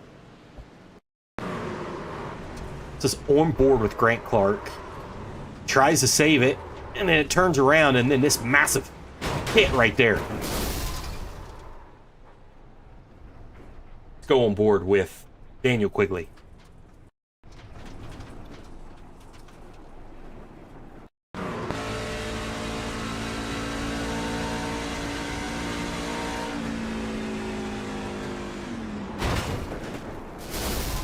Almost like couldn't even see him from where he was at. Yeah, it doesn't even look like he could see him coming up the track there, and he still got him. Daniel Quigley, that is a big time lift, as we've got all the trucks down pit road. Fresh, good years on those trucks. All right, Ryan, it was good talking to you. Hope the guy's the best here in this race. Good luck. Thank you for all you do for the broadcast. Thank you, Derek. It was good talking to you. Glad you're okay. Yep, thank you. All right, the 23, Austin Palmer, comes out of pit road with the race lead still. Paul Fly runs the second position out of pit road, then DJ Popham and Nick Lucia and Timmy Lewis. That's the top 5. Now we're going to step away for a quick commercial break. We'll be right back.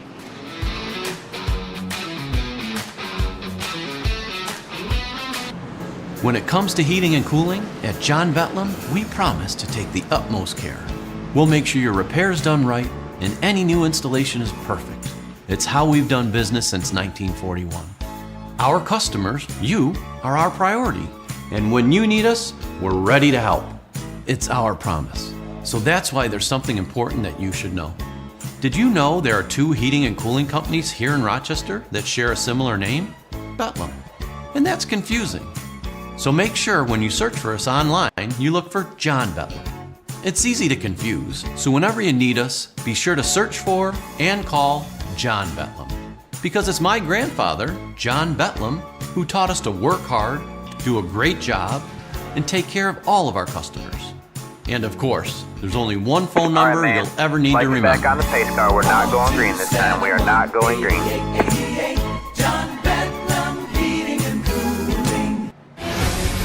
All right, welcome back to the Tarmac Esports Truck Series here at Kentucky Speedway. We're under caution flag for a big-time wreck. Grant Clark tried to save it there.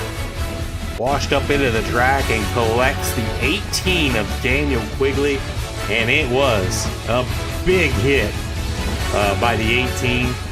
So his night is finished.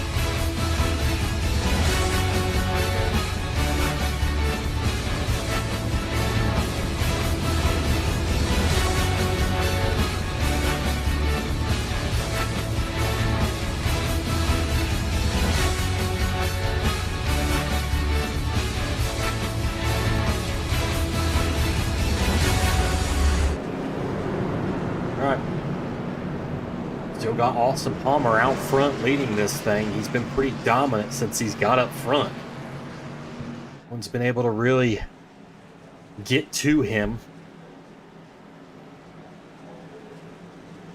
Ball fly there, second. BJ Popham in third position. You got some playoff drivers that are doing very, very well tonight. That's Paul Fly, Nick Galusha, Timmy Lewis, Byron Gay, and Patrick Day.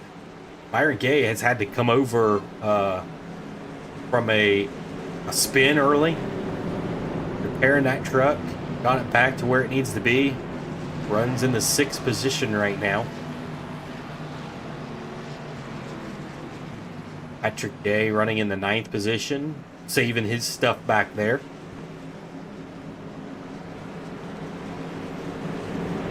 Now have 13 drivers on the lead lap, as Daniel Quigley is out of this one. Involved in a big-time wreck with Grant Clark. Grant Clark's in the pits trying to get repairs done.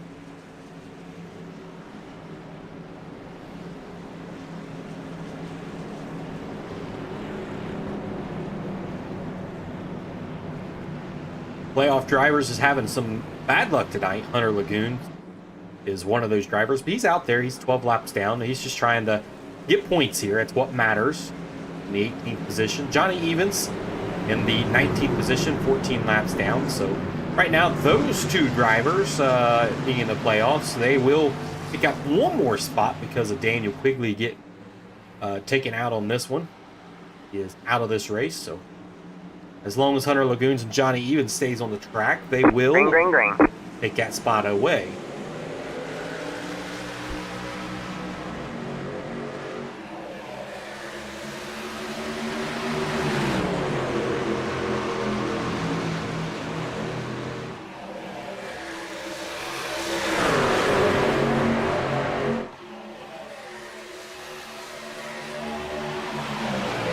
Jay Popham looking for your race lead. He's been out front for a little bit in this. He was your pole setter in this and led a little bit of laps, and here he is trying to get the race lead back to the 23. He has it momentarily, but the 23 is battling back on the outside.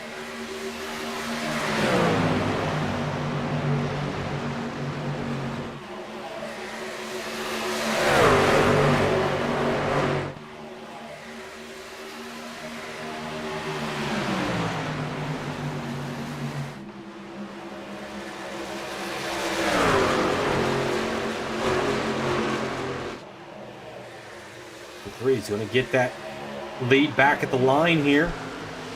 A good battle between the 2 and the 23. Neither one of them have a win on the year. Both of them some fast this season.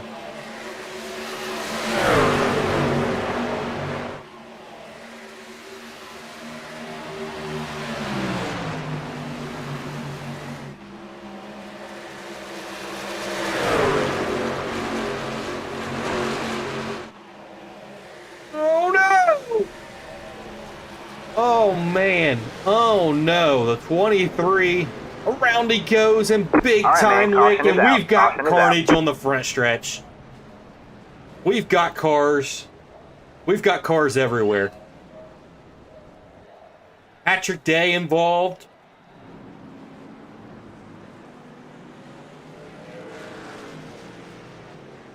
We've got a lot of trucks involved in this one, a lot to sort out. Around went Austin Palmer. Don't look like anything damaged with the 24. Take another look at it with Austin Palmer. Loose, round he goes. And this clip right there, right in the back.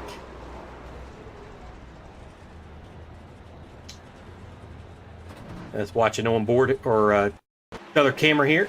There he was, round he goes. And big lick right there.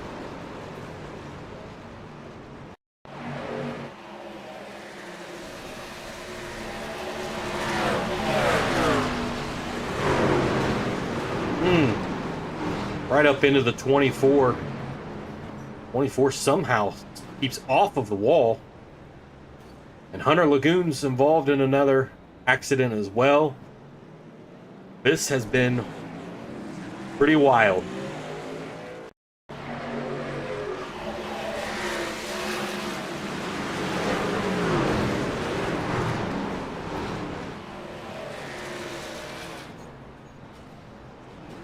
Watch on board with the 23 here, or I'm sorry, the 27. On board with the 27.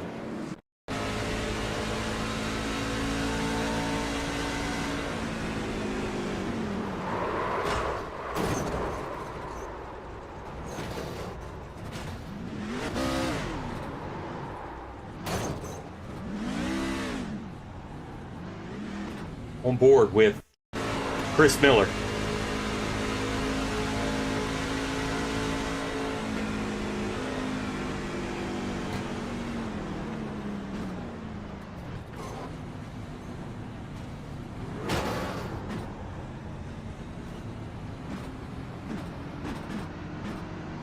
On board with Patrick Day.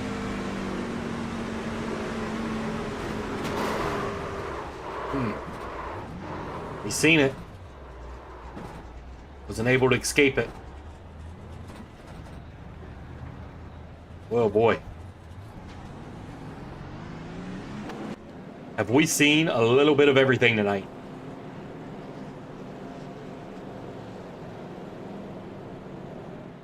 Caution flag flies out in the speedway. We are over the halfway part here.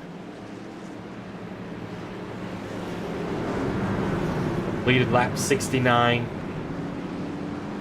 Lights are out on the iRacing pace car. We're going to go green this time. Involved in that accident was Austin Palmer, Hunter Lagoons, Logan Coe, Kyle Wellman, Patrick Day, Kyle Wellman, where he said that, and also PJ Popham also going down into the infield there to try to avoid it.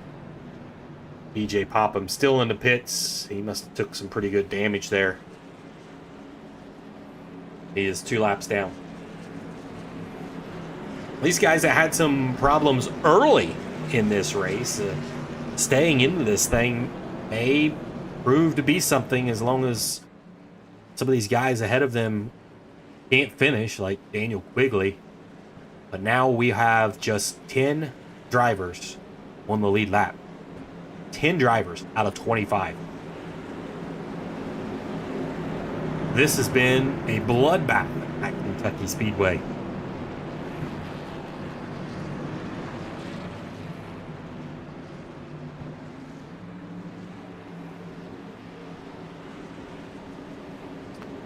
We're set to go green flag again, 94 and the 20. Those are teammates on the front row. 45 Kyle Smith and Byron Gay runs the 4th position. Green flag, green flag.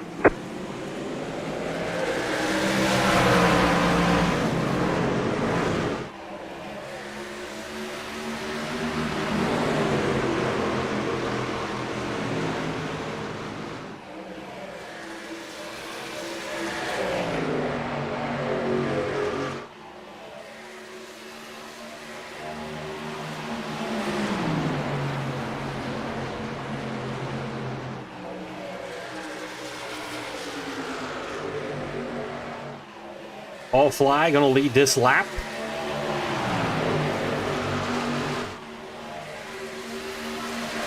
Kyle Smith running second. Kyle Smith has not got a win yet this year either. So he's looking for his first victory on the year. Nick Galusha also. Timmy Lewis runs fourth. Byron Gay runs in the 5th position right now. Michael Timmerman running in the 17th position right now. Haven't talked about him, but he's inside the top 10 running in the 6th position. Kyle Wellman running in the 7th position. Dalton Dunk back here in the 8th position. Patrick Day back here in the 9th position. Survived that accident. Got hit, but kept it off the wall. Got some repairs done to that thing, and seems to be okay. Austin Palmer is the first truck 1 lap down, so he would love to see a caution right now to get that lap back.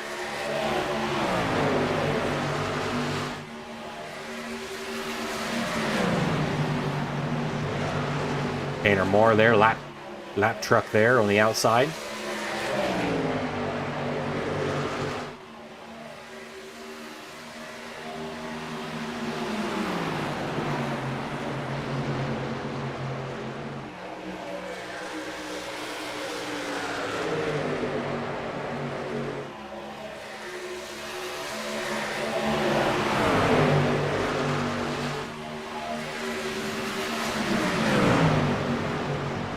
See how fast that 23 is, even after being involved in an accident, getting that thing fixed. He's still fast out there. It's amazing that truck's that fast. And he got hit from the back end pretty well, and they fixed it pretty well. Although iRacing's damage model, not exactly perfect.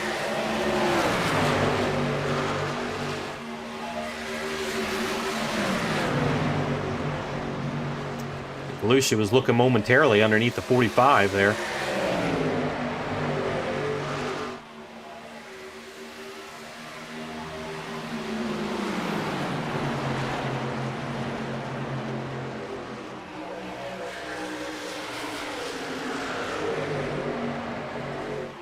Byron Gay now looking underneath the 41 of Timmy Lewis.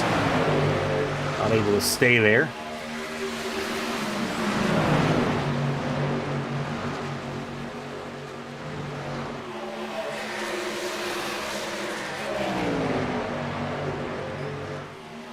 Well, surely with about 10 trucks on the track now, we should see maybe some long green flag runs. We'll see. I'll tell you what, when they have wrecked, it's been big wrecks. It's taken out a lot of trucks. It hasn't been just small little spins. It's been tear the trucks up kind of night.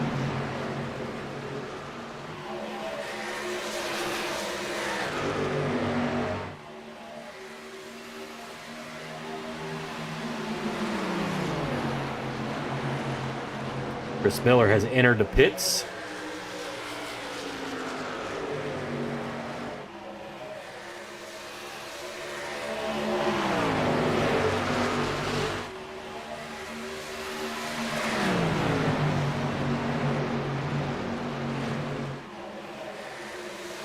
Michael Timmerman able to get past Byron Gay here. Move Michael Timmerman up into the 17th spot.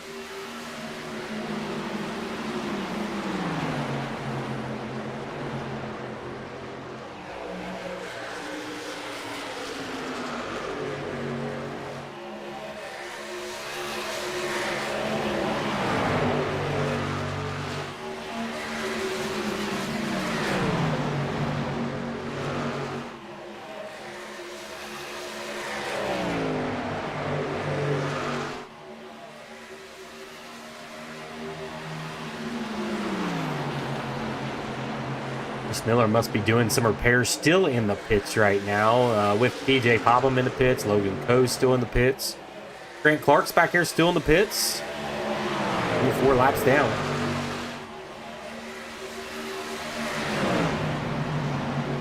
Battle for the race lead? Not really. That's just Austin Palmer getting back on the lead lap, and he has done it. He's just going to try to stay out in front of him. Wait for that caution flag to come out. Austin Palmer has a really fast truck. Hopefully he can rebound from the mistake that he had there. Got loose on the exit of 4 and across the nose of PJ Popham. And it looked like, Austin Palmer was the one that got the most damage out of that. But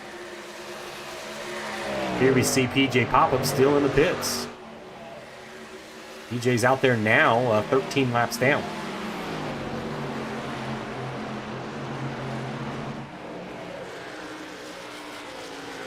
So this is really, really helping out Hunter Lagoon's Johnny Evans.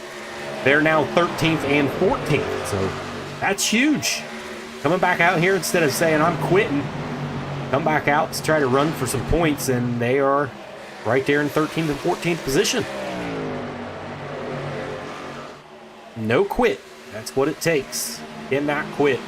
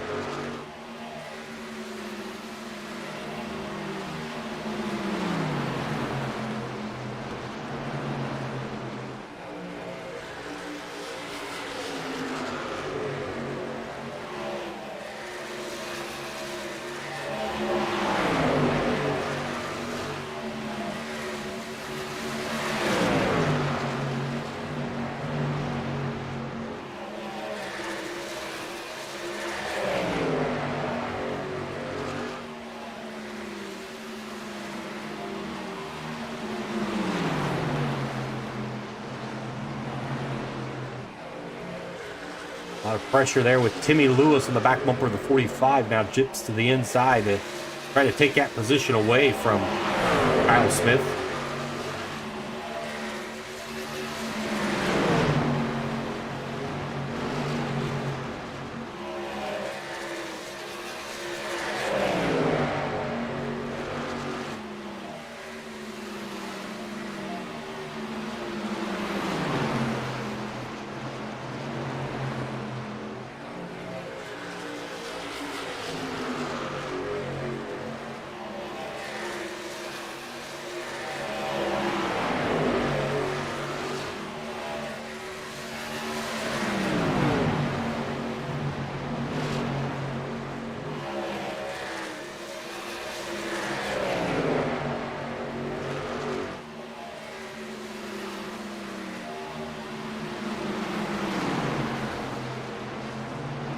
Okay, Kyle Smith starting to lose a little bit here as Nick Lucia is now right there on him, trying to take that position away. As seen just a few laps ago, Timmy Lewis was able to take away that position from Kyle Smith. So Timmy Lewis running in the second position, 1.5 seconds back from his teammate Paul Fly. Paul Fly, you win, you're in to the round of 4. And what all these playoff drivers have in their mind right now. Byron Gay is running in the 6th position now. He got past Michael Kimmerman. Now he's trying to close in on the 42 of Kyle Wellman here.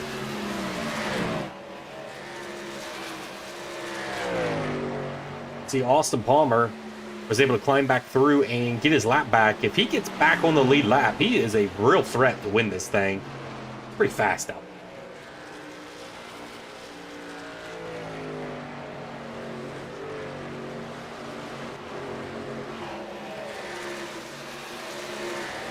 24 car there. That is a lap car, so he is irrelevant to where we're at right now. He just is in between the 45 and the 20 right now.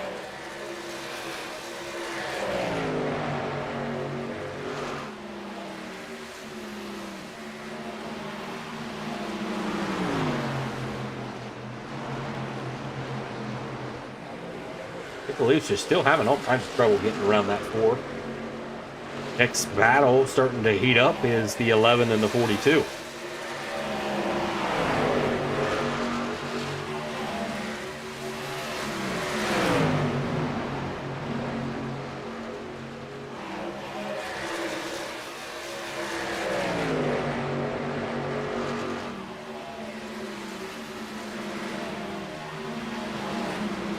Now on that 24, been a long green flag run now. That's normally when you start to see that 24 start to come alive. Start to see him pick off these guys right in front of him.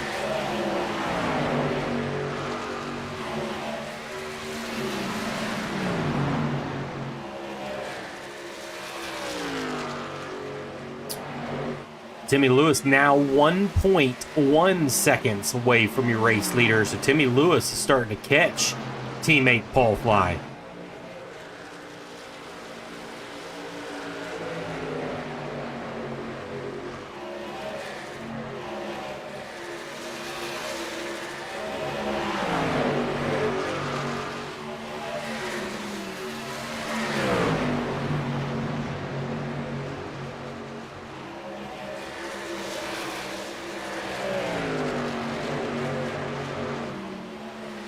See the 24 able to get around the 33. Now he has his sights set on Byron Gay here, and he's going to go to the inside. Byron says, "You're faster than me. I'll let you by." And that's exactly what happens there.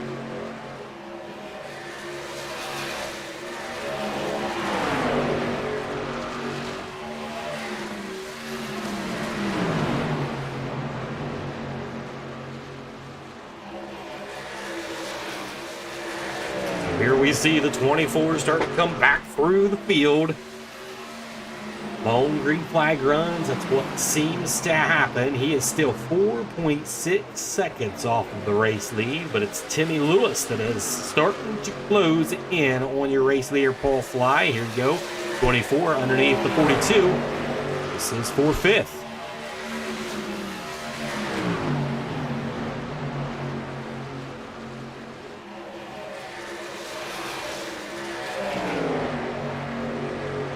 Clearing. There's Timmy Lewis starting to close the gap on Paul Fly. Now down to 0.6 seconds.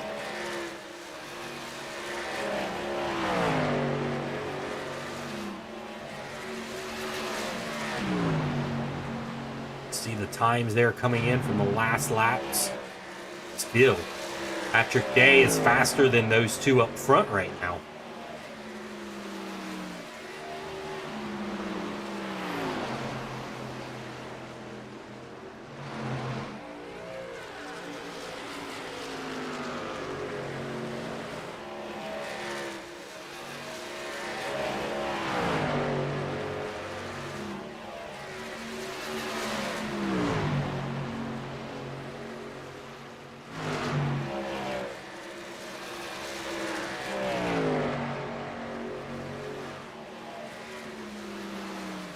Paul Fly now trying to pick up the pace here. Maybe he was saving a little bit here. Is now 0.6 seconds, still holding strong between him and Timmy Lewis.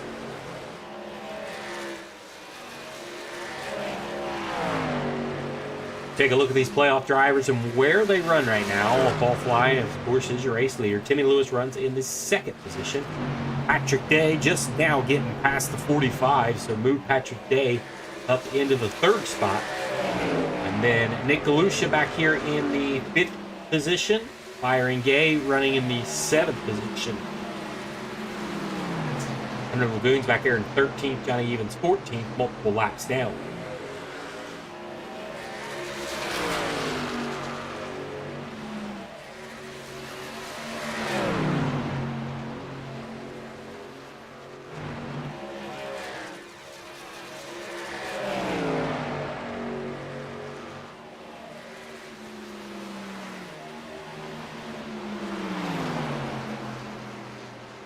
Timmy really pressuring the 94 here.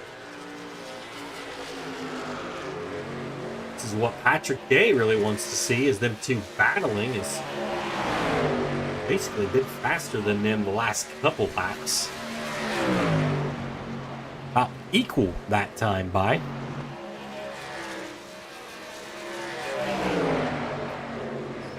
'94 gets up into the wall, pushing a little too hard, and Timmy Lewis takes that position away easily. Now Timmy Lewis is your race leader for the first time today.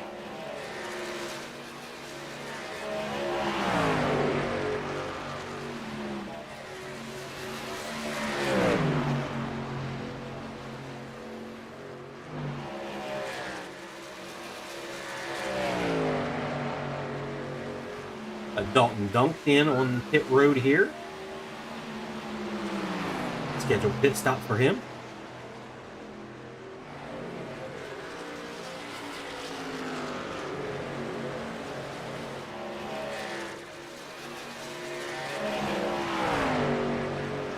Patrick Day starting to lose a little bit of ground to Timmy Lewis now that Timmy has gotten out to the race lead here.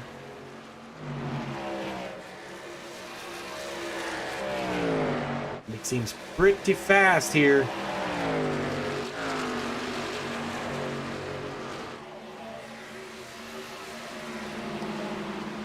Byron Gay is in the pits. He is on a scheduled pit stop as well. Now you start to see Patrick Day come down. Probably a good decision here.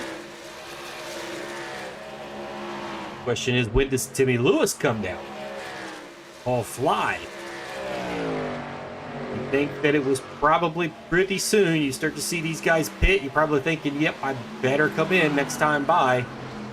We'll see if that 41's going to come in. It looks like he is going to stay out. Timmy will stay out. Paul Fly will come down. Nick Galusha will come down pit road.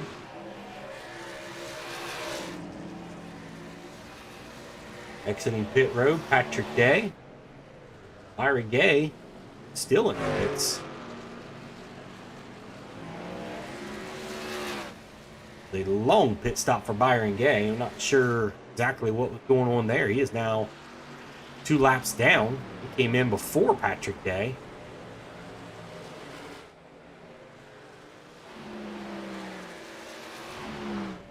Paul Fly's in. Nick Galusha's in. Patrick Day coming out. Out there.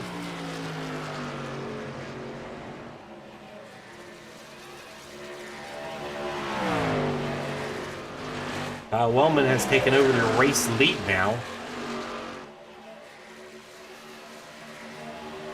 Steve Miller runs second.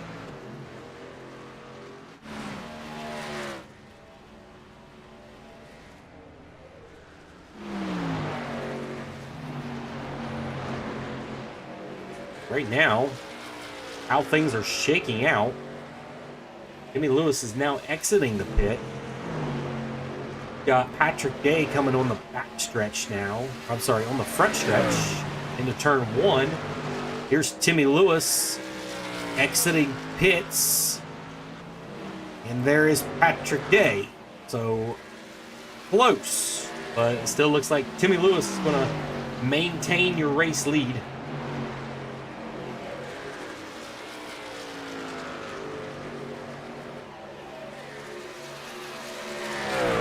There's Timmy Lewis, then Patrick Day.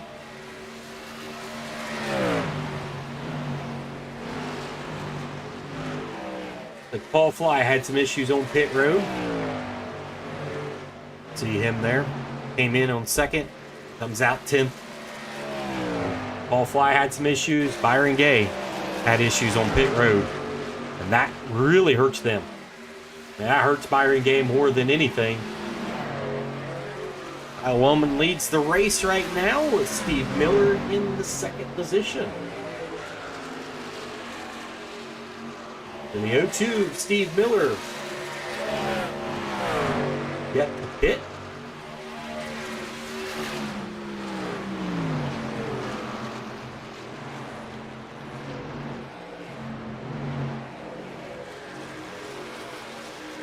those are your two that's racing right now on the position on the track that has fresh tires.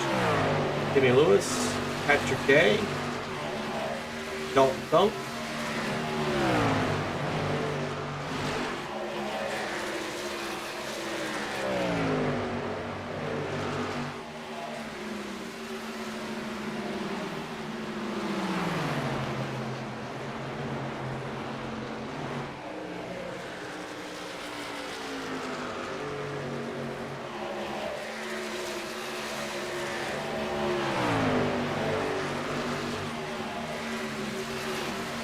Timmy Lewis turns a 30.8. Patrick Day turns a 30.9. Timmy Lewis is faster than Patrick Day, and Timmy Lewis looks to be on some rails right now to win and clinch himself into the Final Four.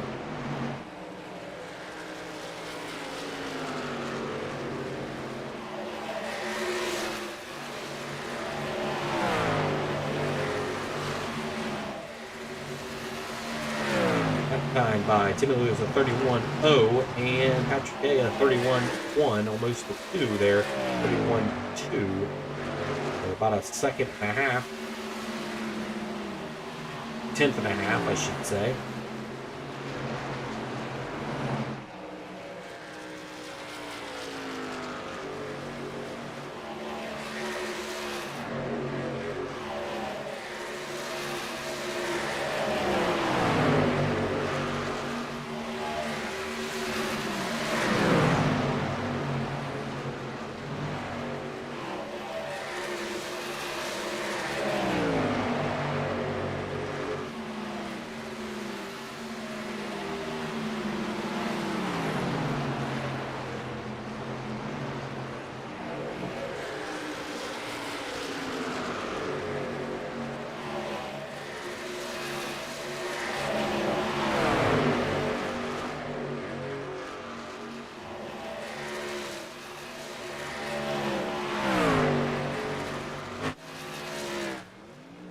Who's in pits, but yeah, didn't have the grace to pit there as the race leader turns over to the 02 of Steve Miller.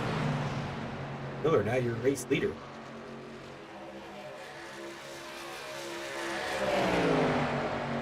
The 02 fast tracker going to get some airtime here as he's your race leader. Maybe he might be coming into pit this time by. No, he's not. Stay out there for another lap, and here another lap led for the 02.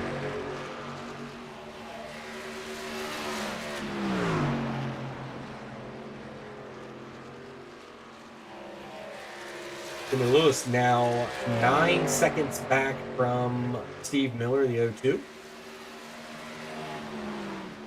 Timmy Lewis trying to track down the 02 Steve Miller. Steve Miller in the lead has a 1.5 second lead. His biggest lead of the year.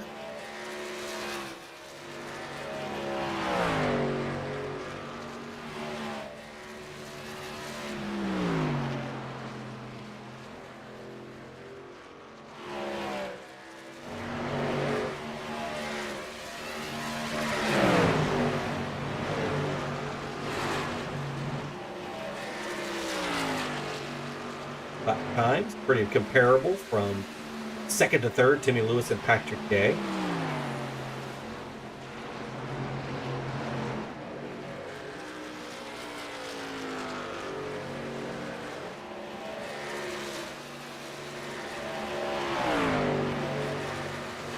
Wonder how far Steve Miller can go on fuel here. Maybe saving some things here, but quite a few laps to go.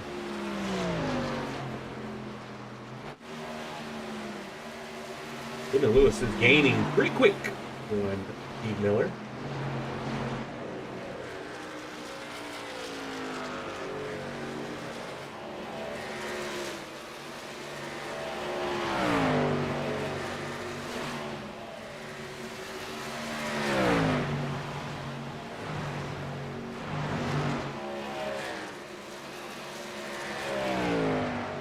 Miller about half throttle in this thing around here. And you can see that just losing time. But he's looking for his best finish of the year here if he can get this thing home.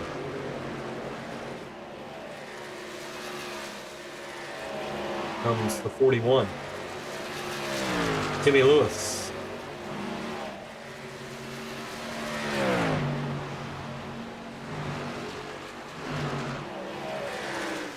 1.7 in closing, really fast.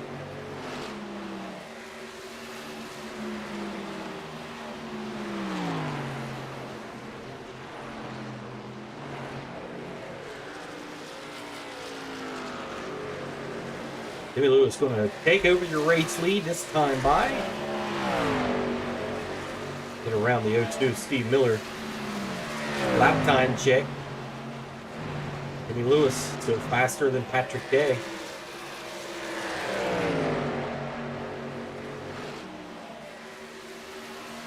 Drew lets Timmy Lewis by pretty easy.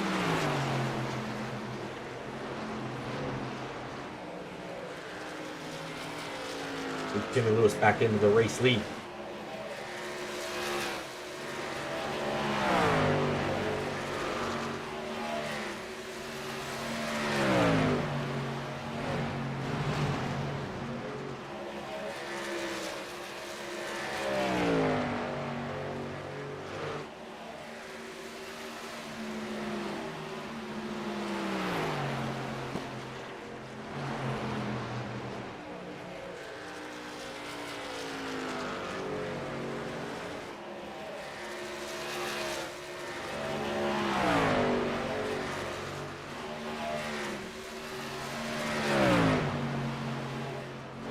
See the gap back to Patrick Day, almost 2 seconds now, and we're closing in to about 10 to go here around Kentucky Speedway. Timmy Lewis with a win.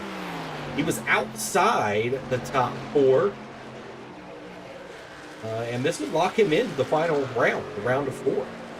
So that means we would only have 3 spots left to lock down. And the thing is, with Patrick Day in second, he finishes second. I believe that will end up locking him into the round of 4 too.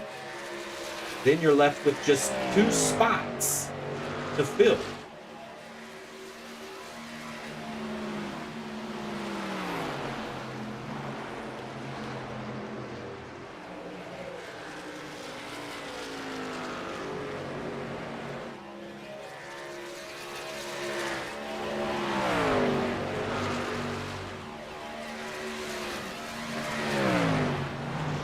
Kyle Smith having a really good day today.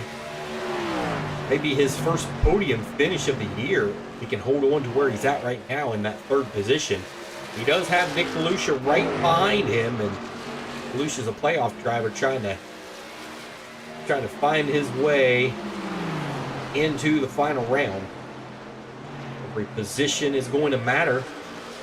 They're trying to do it on point, so he's trying to catch that 45 of Kyle Smith. So that's the race that we're really watching right now, is pretty much Timmy Lewis looking to lock down this win.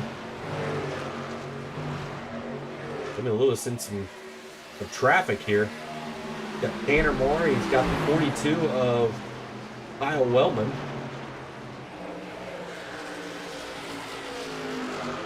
That's slowing things up just a little bit for Patrick Day to close a little bit.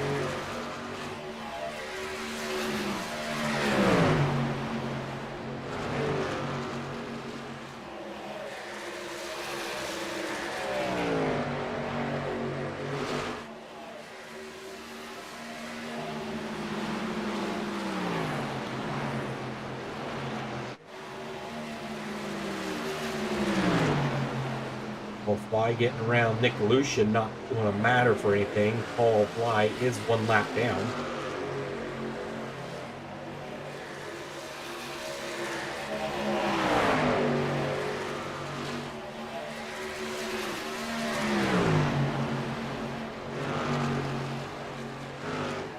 Lewis now opening back up that lead to almost 2 seconds over Patrick Day.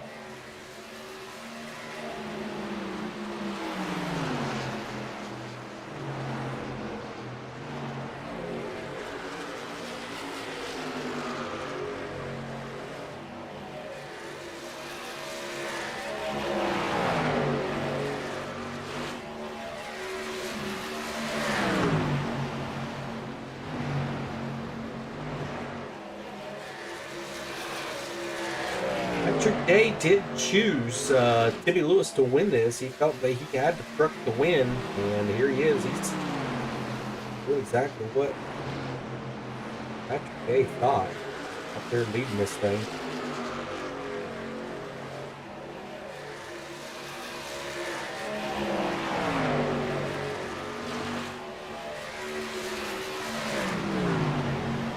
Lucian's still trying to catch Kyle Smith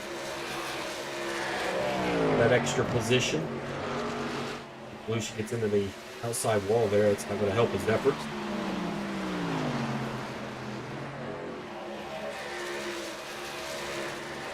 It's definitely been all the 20 or the 41 since he got out front. Pretty strong.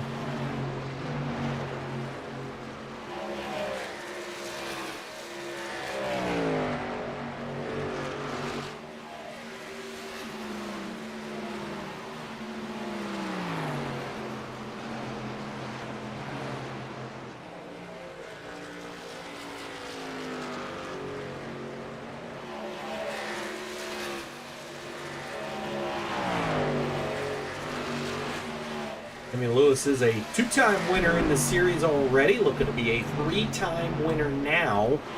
We can close this out with about 3 laps to go here.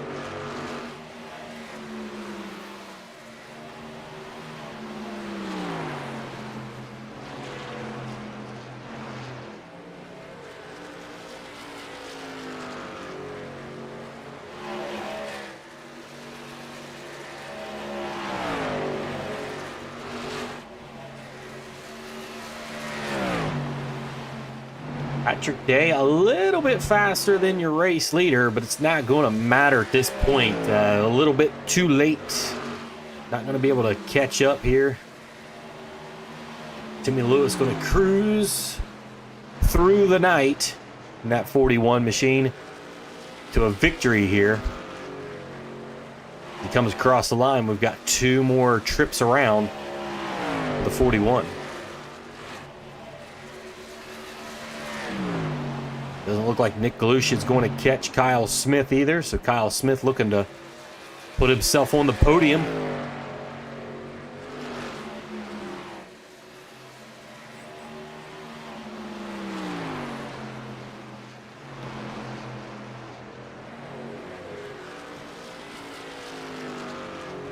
I'll turn for the 41, looking for the white flag this time by. Presented by Game Day Rally Gear. 1 lap to go.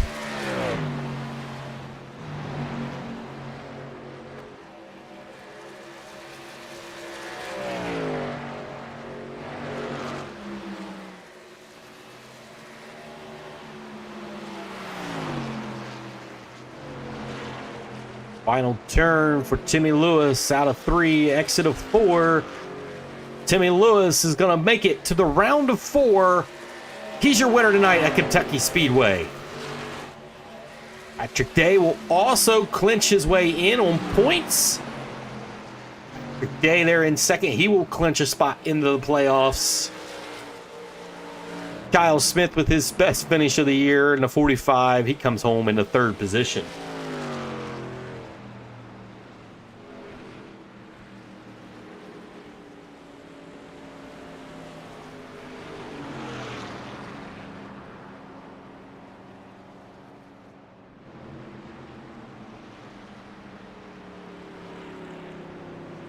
So Timmy Lewis gets the win. Patrick Day finishes 2nd. Kyle Smith finishes in the 3rd position. Nick Galusha comes home in the 4th position. Michael Timmerman, great finish for him in the top 5. He finishes 5th, probably his best finish of the year. Dalton Dunk in the 6th position. Paul Fly 7th. 8th, Byron Gay. 9th was Kyle Wellman. 10th was Steve Miller. And Chris Miller was 11th. PJ Popham was 12th. 13th was Johnny Evans. He was a playoff driver. And 14th was Hunter Lagoons. He was a playoff driver. 15th was Logan Coe. Austin Palmer comes home 16th. 17th was Tanner Marsh. 17th, Paul Negus. 18th, Paul Negus. 19th was Sean Smith. Daniel Quigley comes home 20th. 21st was Grant Clark. Derek Roughlin comes home 22nd. 23rd was Robert Smith. The 24th was Frank Klein. And the final position, the 25th position, belong to Ryan Palmer, a playoff driver. All right, we're going to be right back here in about 30 seconds with your top 3 interviews.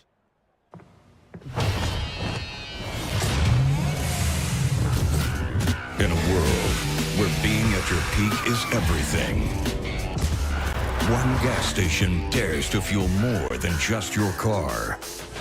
This summer, don't just fill your gas tank, fuel your peak potential. Hi, Cheryl. What got into you? Download the Sunoco app today. Fuel up, save up, and fuel your best. All right, welcome back here at Kentucky Speedway. We just concluded the first round of the Tarmac Esports Truck Series in the first race of 2, and our third place finisher tonight, Kyle Smith in the 45. Great run by him, and if I'm not mistaken, Kyle, you can correct me if I'm wrong, this is your first podium finish? Yes, sir, it is. So that truck was on fire tonight. It was pretty fast. Seeing yourself up front pretty much all night long. What did it feel like? How was the truck handling tonight for you? Very good. Just pushing on long runs, but finally got where I wanted to finish the season. It was a rough season for me. Absolutely. Ups and downs for a lot of drivers. A lot that had high hopes coming in, and it just didn't pan out. I'm sure you had the same high hopes that coming into Daytona. It just has not panned out to be the year that you've wanted. But a podium finish here, what does that mean for you and the momentum running out the rest of this year and potentially what's going to happen in season 3? It's huge momentum. Next 2 racetracks I'm pretty good at as well. So hopefully we get a couple more before the end of the season and get ready for next season. Congratulations again on the third place finish. It's good talking to you for the first time on the podium.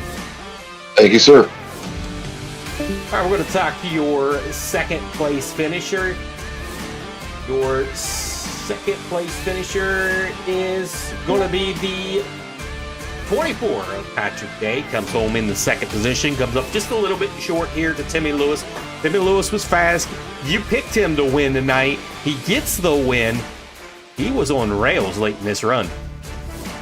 Yeah, he I was talking to him there in the waiting booth, and I was like, well, when are you thinking about coming in? He said about 110. I said, no, I decided to split the run in half. And so by me going in, it kind of spawned everybody else. I thought I was going to be able to save my tires a little better than him, but he did a great job. He had clean air out there. I pulled him in a teeny bit, but he kept it pretty much at 1.5 seconds, 1.4 seconds the whole run. And I just couldn't do much with it. But you know what? Second place is exactly what I need. I think points-wise, I should be pretty close to locked into the round of 4 to the championship run here, and we'll see if we can go bring it home. So let's take us back to when you got involved in an accident there. Car down on the inside, came up in, and then it just kind of collected you. You were able to keep it off the wall. How big was that, keep it off the wall and manage the damage to a lower truck there?